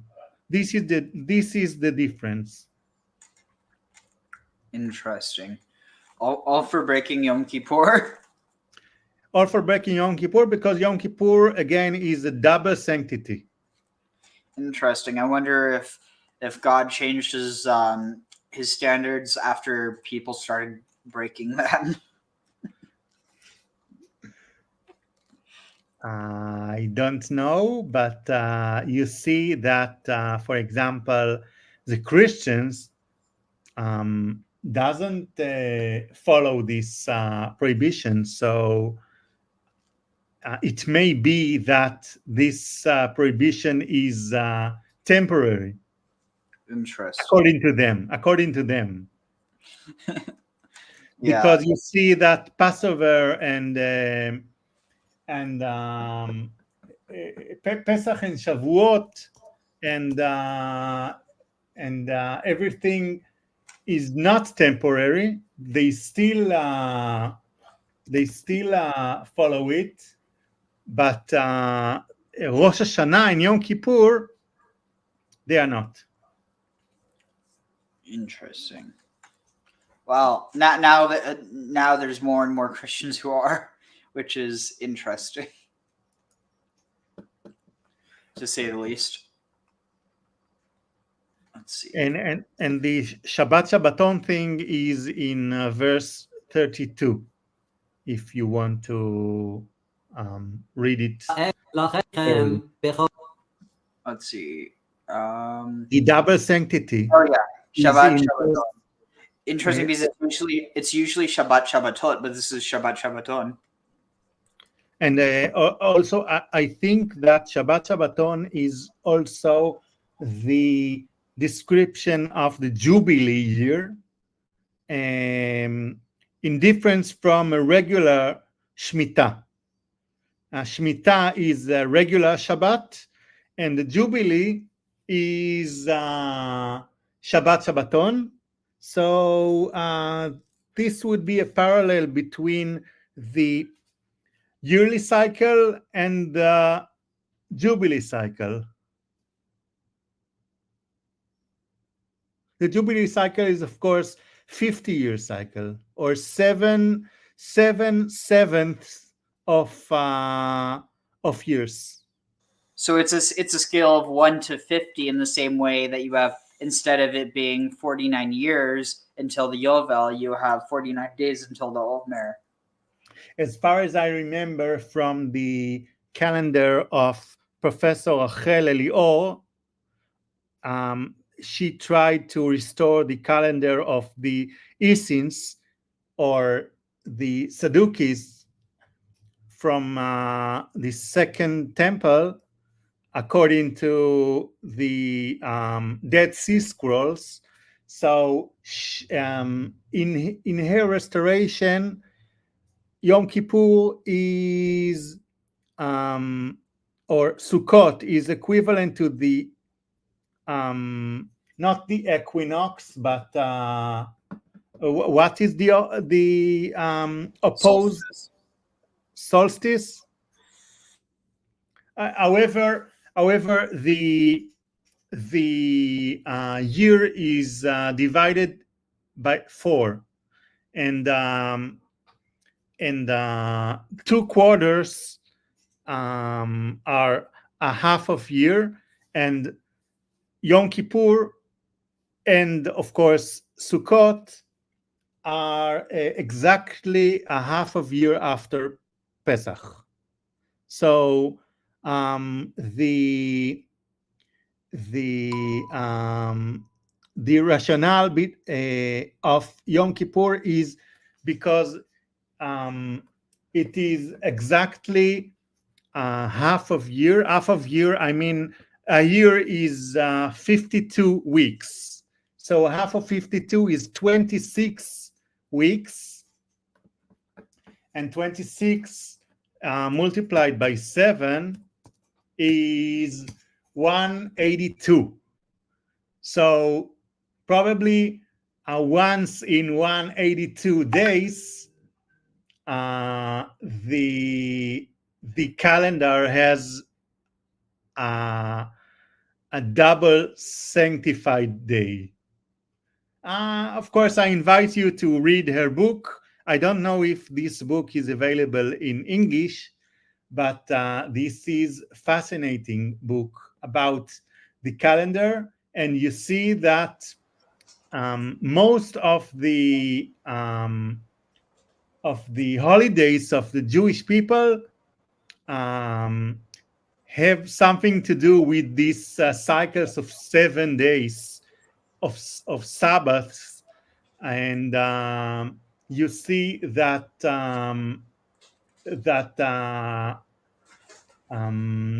these holidays are being celebrated in very specific dates that complete the cycles. So after 7 weeks, and after 30 weeks, and after 26 weeks, etc. Interesting. I've definitely heard of stuff about this. I don't know the story about the Quran, but you see that the calendar of these people are calendar according to the sun. So it's not a lunar, but solar calendar. And since it's a solar calendar, it has 364 days, which is exactly 182 multiplied by 2, or 52 multiplied by 7. I thought solar calendars have 365. Yes, and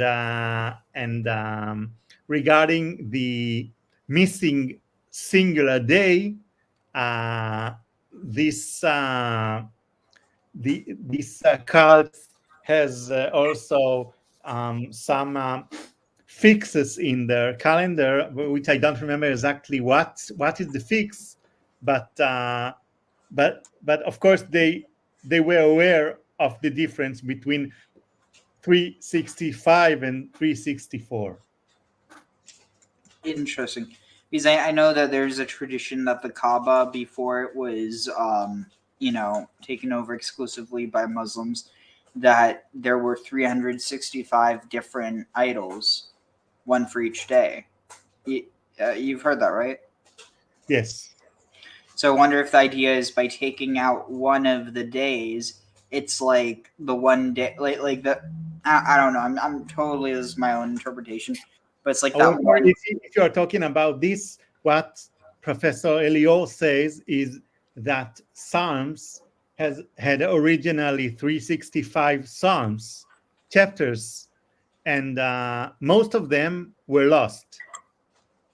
So we got only 115 and 50 Psalms, but originally every day in the year had its own psalm. And in the seventh day, they read a specific psalm that currently is, let's see, Mizmor Shir Leyom HaShabbat, is Psalm 92. Let's see. Safaria. And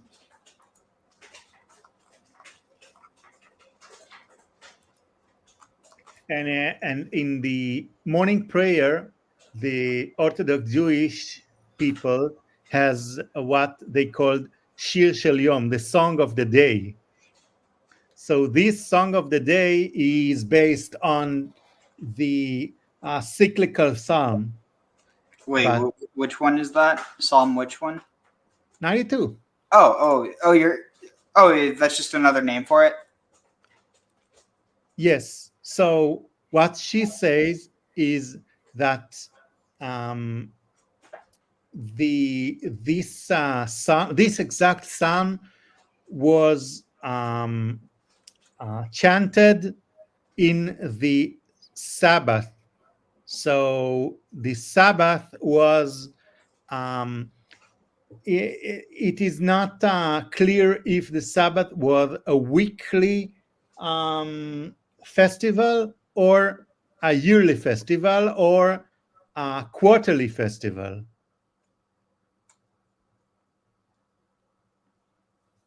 Wait, that what was the Shabbat Shabbaton? Yes. Interesting.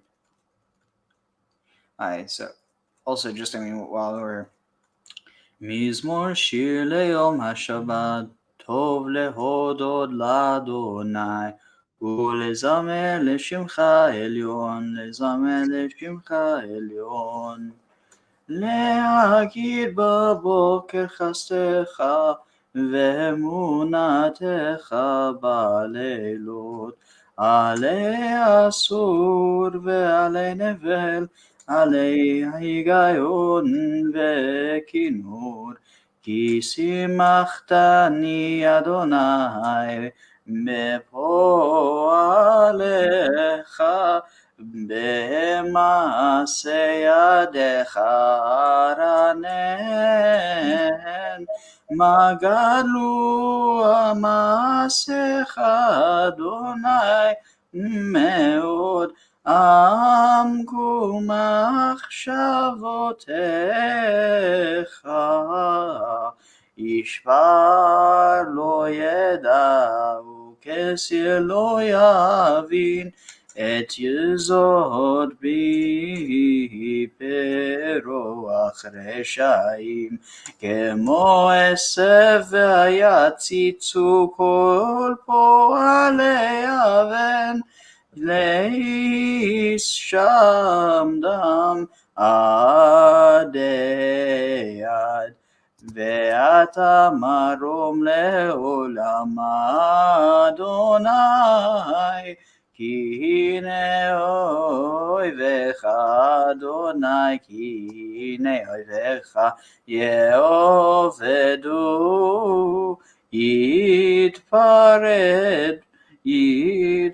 יתפרדו כל פועלי אבן והתארם, כי רעים קרני בעלותי, בשמן רענן ותבת עיני בשורי בקמים, עלי מרעים תשמענה אזני. צדיק כתמר יפרח יפרח, צדיק כתמר יפרח, צדיק כתמר יפרח יפרח, צדיק כתמר יפרח, וארץ בלבנון יזכה, וארץ בלבנון יזכה, וארץ בלבנון יזכה יזכה. Wait, what's it?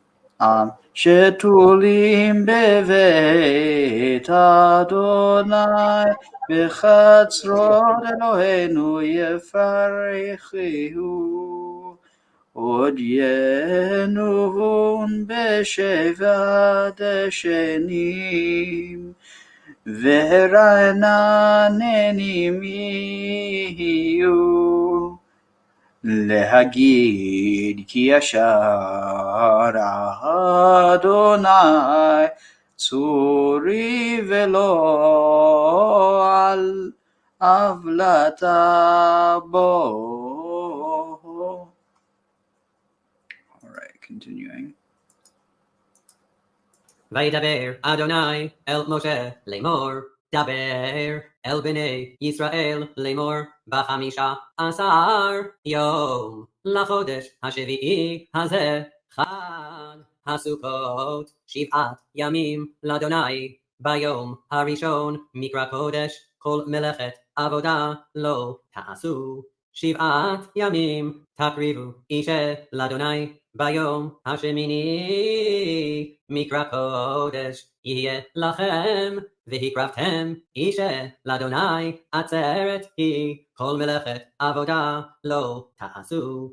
אלה מועדי אדוני אשר תקראו אותם מקראי קודש, להקריב אישה לאדוני, עולה ומנחה, זבח ונסכים, דבר יום ביומו, מלבד שבתות אדוני, ומלבד מתנותיכם, ומלבד כל נדריכם, ומלבד כל נדבותיכם, אשר תיתנו לאדוני.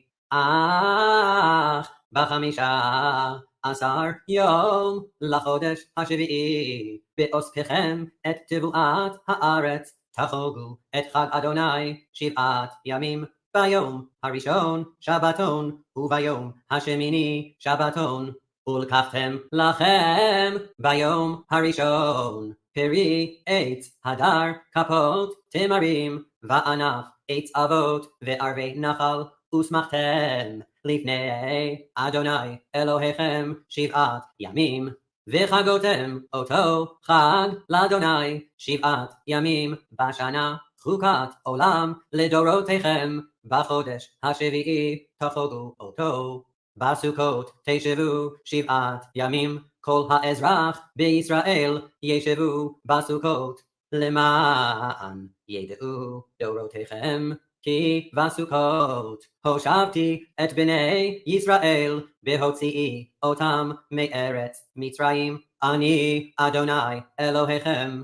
וידבר משה את מועדי אדוני אל בני ישראל. Any thoughts on that one before we move on?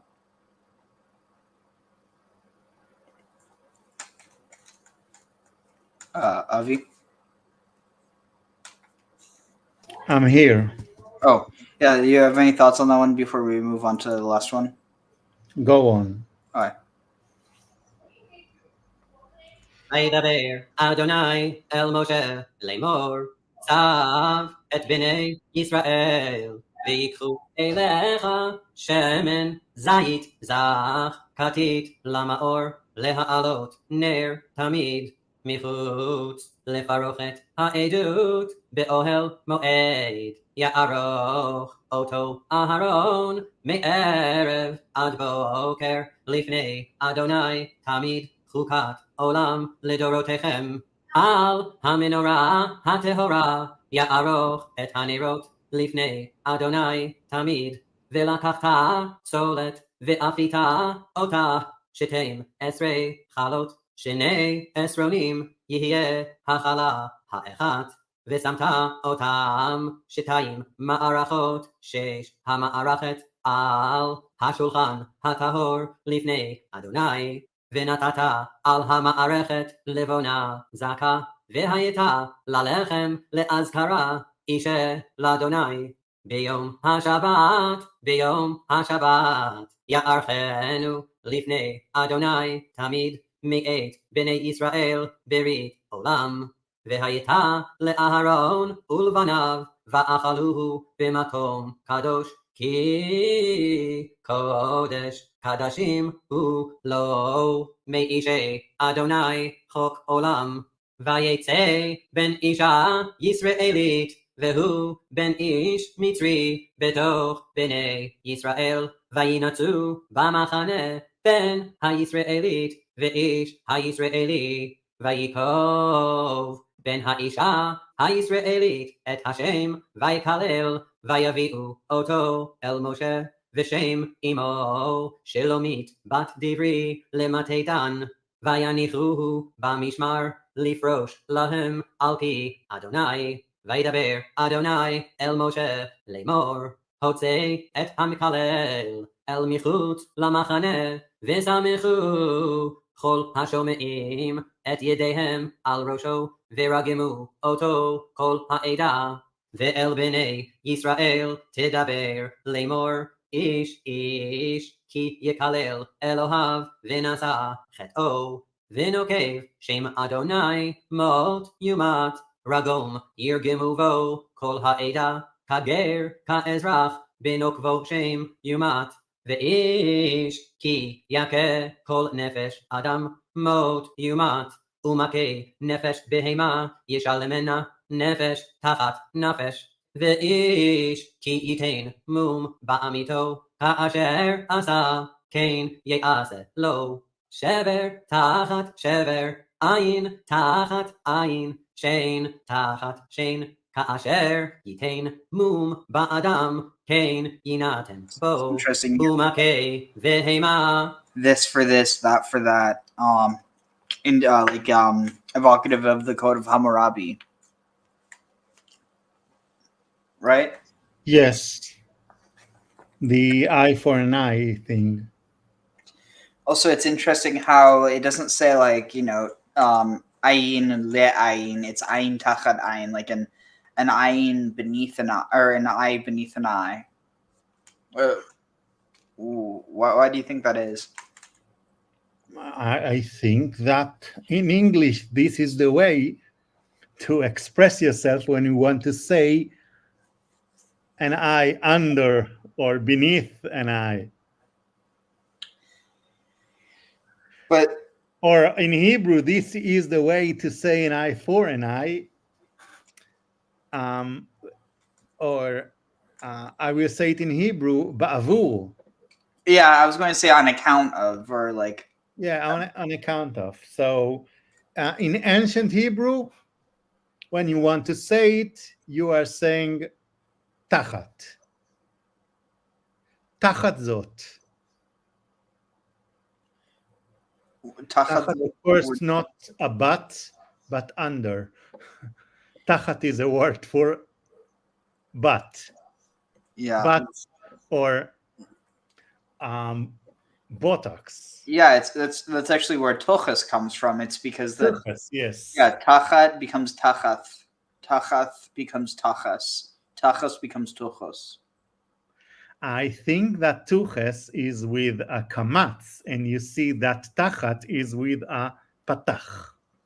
Interesting. What does that functionally mean? That kamatz is being pronounced in Yiddish as an O and an A.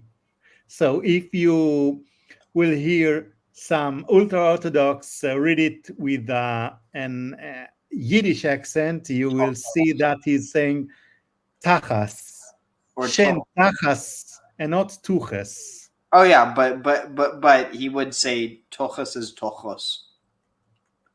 No, not tochos. You see here in verse 20 that it is written not the taf is not with the kamatz. Kamatz is something like a cross. Isn't it more like a T? What? Isn't A it more T. like Yes, yes, it is like a T, and the patach is like an hyphen or something like this. yeah? So it is pronounced differently. But what I'm saying is, how would someone who speaks Yiddish pronounce tachat? Wouldn't it be Tachas, or tachath. yeah? So what I'm saying is that eventually, with with the loss of the exact pronunciation, it morphed into tochos. No, not tochas, but tachas. No, but what I'm saying is people don't say tachas, they say tochos, like in Yiddish. Okay. So what I'm saying is that tachas morphed into tochos. I don't think so. Never mind. No, but it's Well, relevant. I mean, no, because tochos literally means your bottom. It's the same word. let's look for it in Google. So let's see, and in Wikipedia, in Yiddish Wikipedia, no, they are not. They are not putting the nikud. So wait, I will try again. Yeah, I mean, I found it.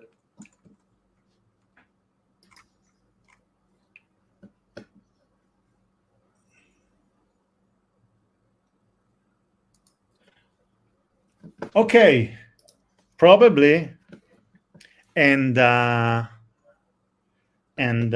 surprisingly, I will send it in Facebook. This is the same way to write it. Do you see? Yeah. Let's see. In Hebrew Academy. Open it. Oh yeah, I did.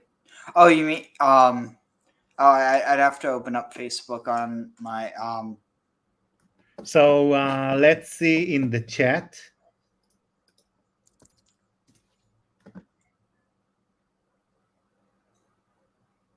Let's see. You see that they are writing both words with patach. Yeah. So maybe you're right. I mean, this literally says the etymology from Yiddish tachas or tochas, buttocks, in turn from Hebrew tachat meaning buttocks. Like, what other etymology would there be?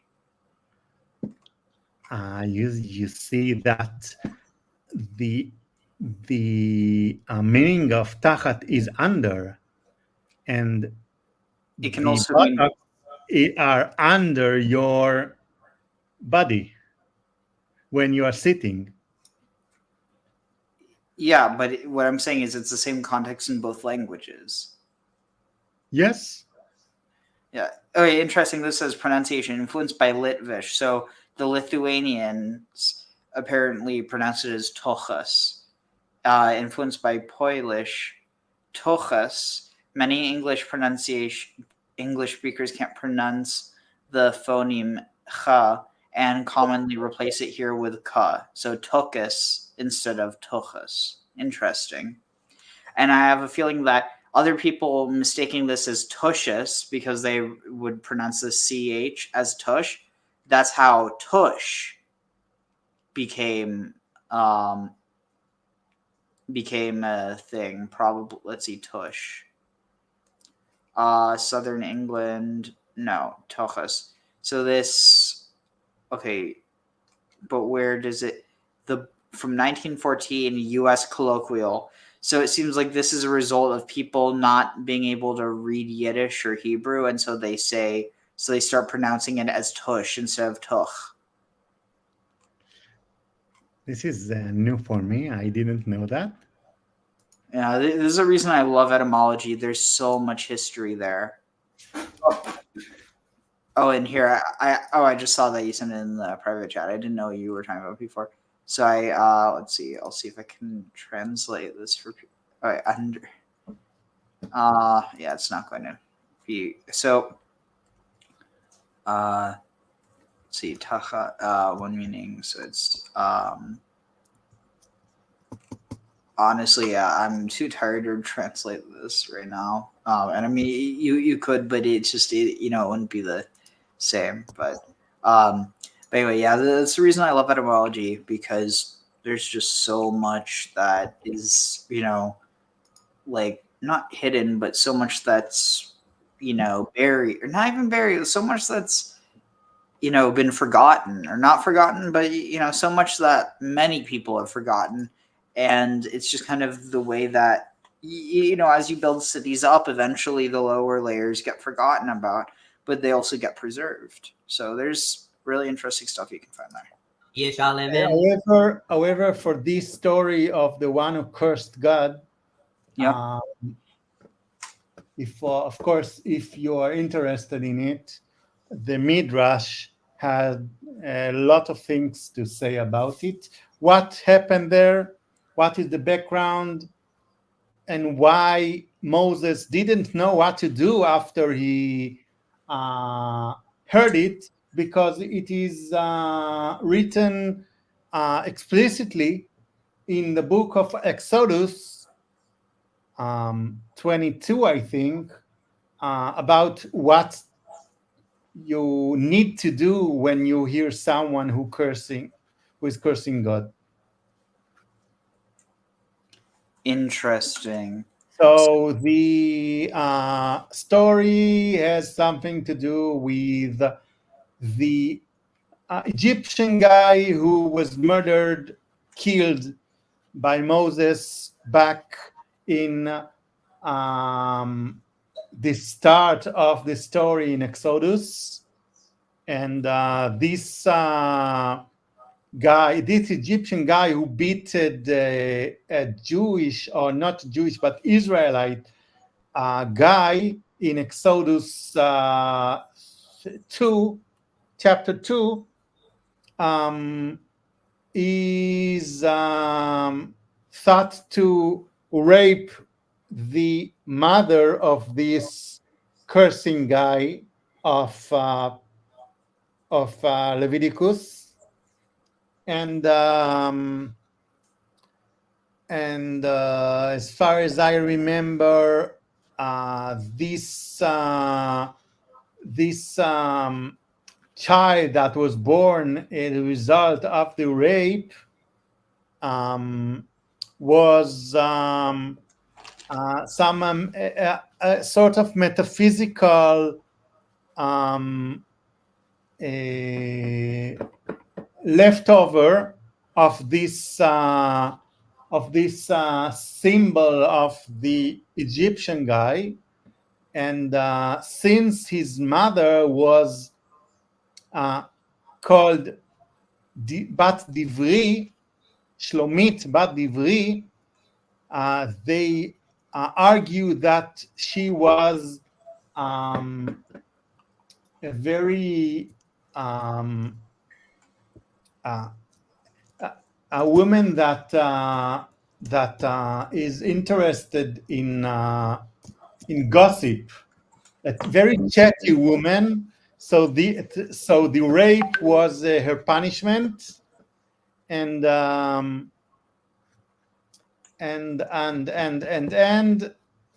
think that this story of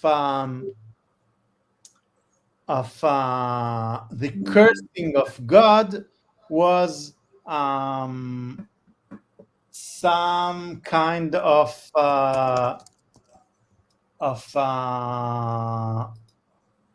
how do we say in English? Lisgor cheshbon. Oh, wait, Liz. Well, like a counting of the, or like a check of the. I will to settle the score, settle up the score with God, who just brought him to the world as a result of rape. Interesting. Wow.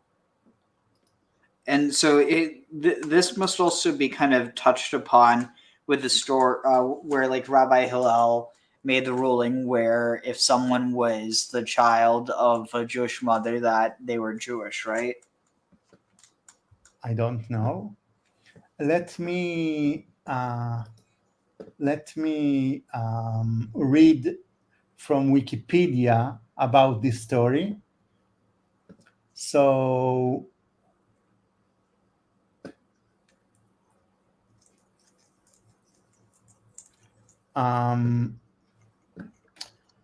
this person was in fact a son of a girl from the tribe of Dan, and he was supposed to have land in the land of Israel.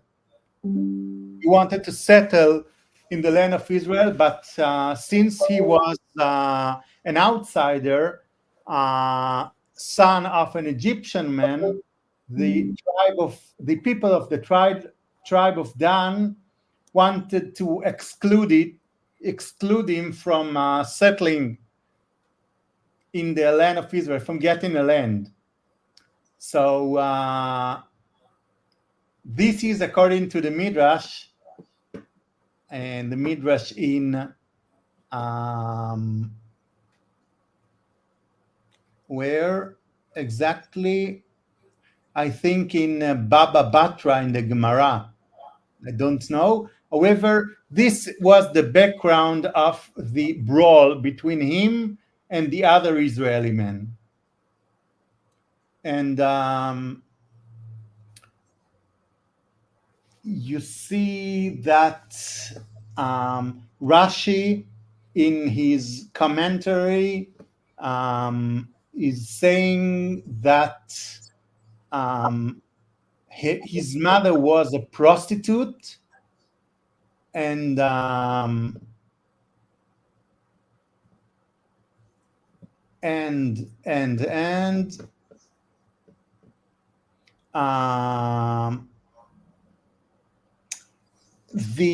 brawl between the Egyptian man and the Israelite man in Exodus was over her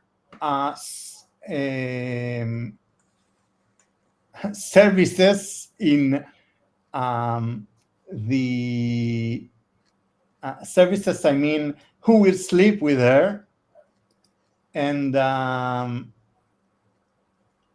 since the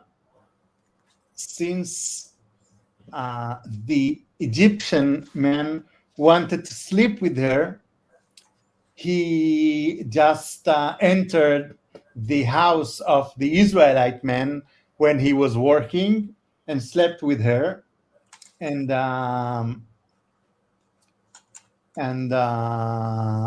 since he revealed it, they just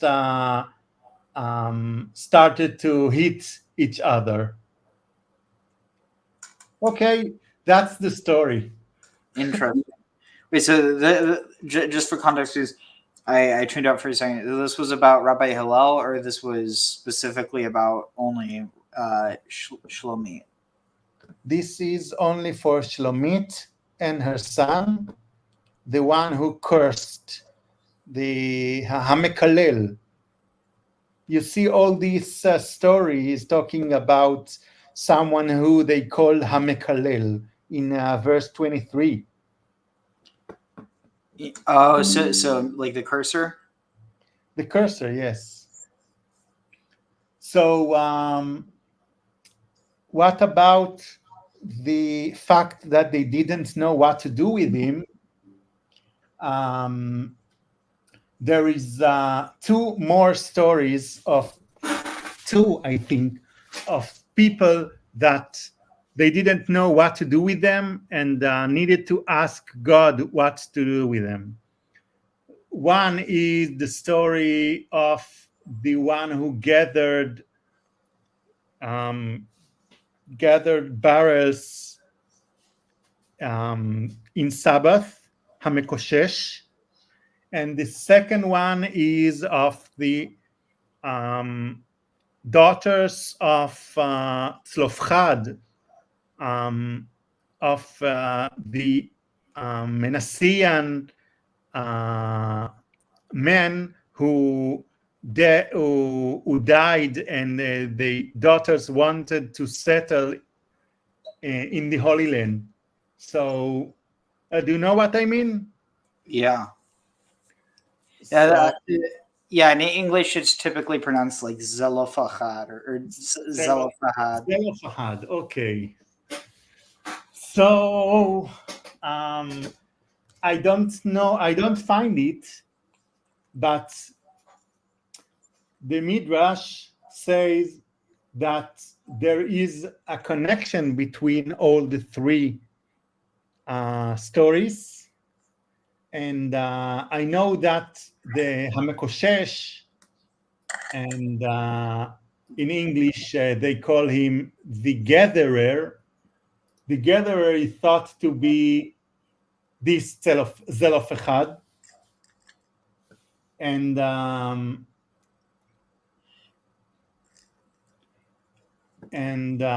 this is why the story of his daughters was also a story that they didn't know what to do, but I don't find where it is written about the reason of this specific story. So pardon me. No worries. Also, it's interesting that Mikalel and Mikashesh both have the mem participle, and then you have the kof as part of the root. But then in both cases, the last two root letters are repeating, or the same, repeating. I don't know what's the reason for it. I see also in Wikipedia about the Mekalel that in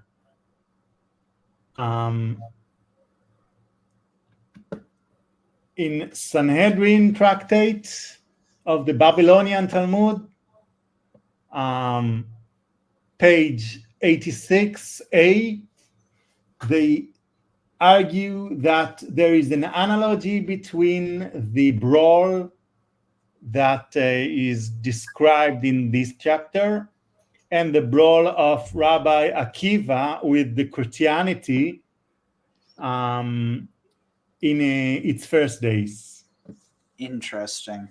Anyway, let's finish up now because I need to get some. Okay. Adam yumat mishpat echad yihye lachem kager kaezrach yihye ki ani Adonai Elohechem vaydaber Moshe el bnei Yisrael vayotziu et hamkalel el michutz lamachane vayirgemu oto aven uvnei Yisrael asu Ha'asher Siva Adonai et Moshe. Interesting. Let's see, where did it go? Here.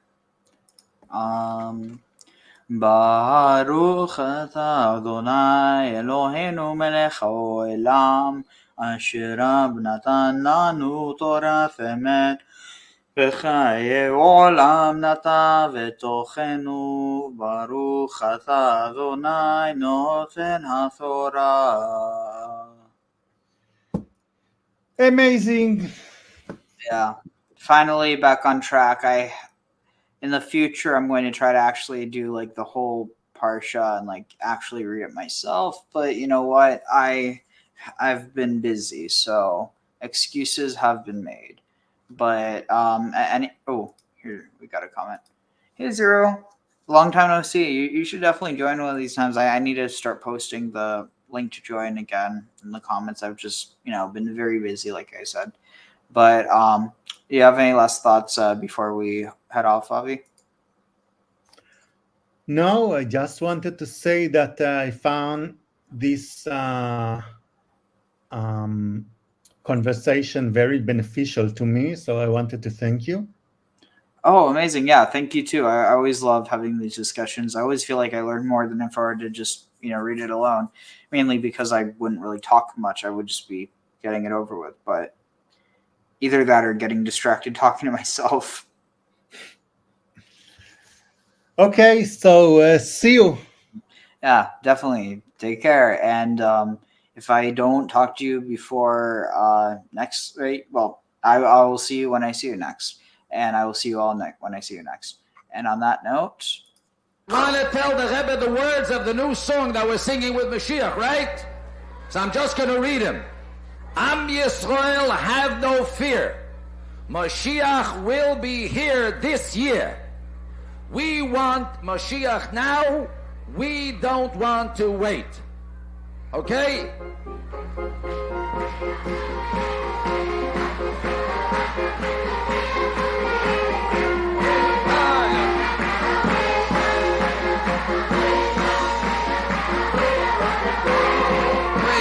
Mashiach now, we want Mashiach now. Oh yeah, Am Yisrael, have no fear, Mashiach will be this year. Am Yisrael, have no fear, Mashiach will be here this year. We want Mashiach now, we want Mashiach now, we don't want to wait. We want Mashiach now, Mashiach now.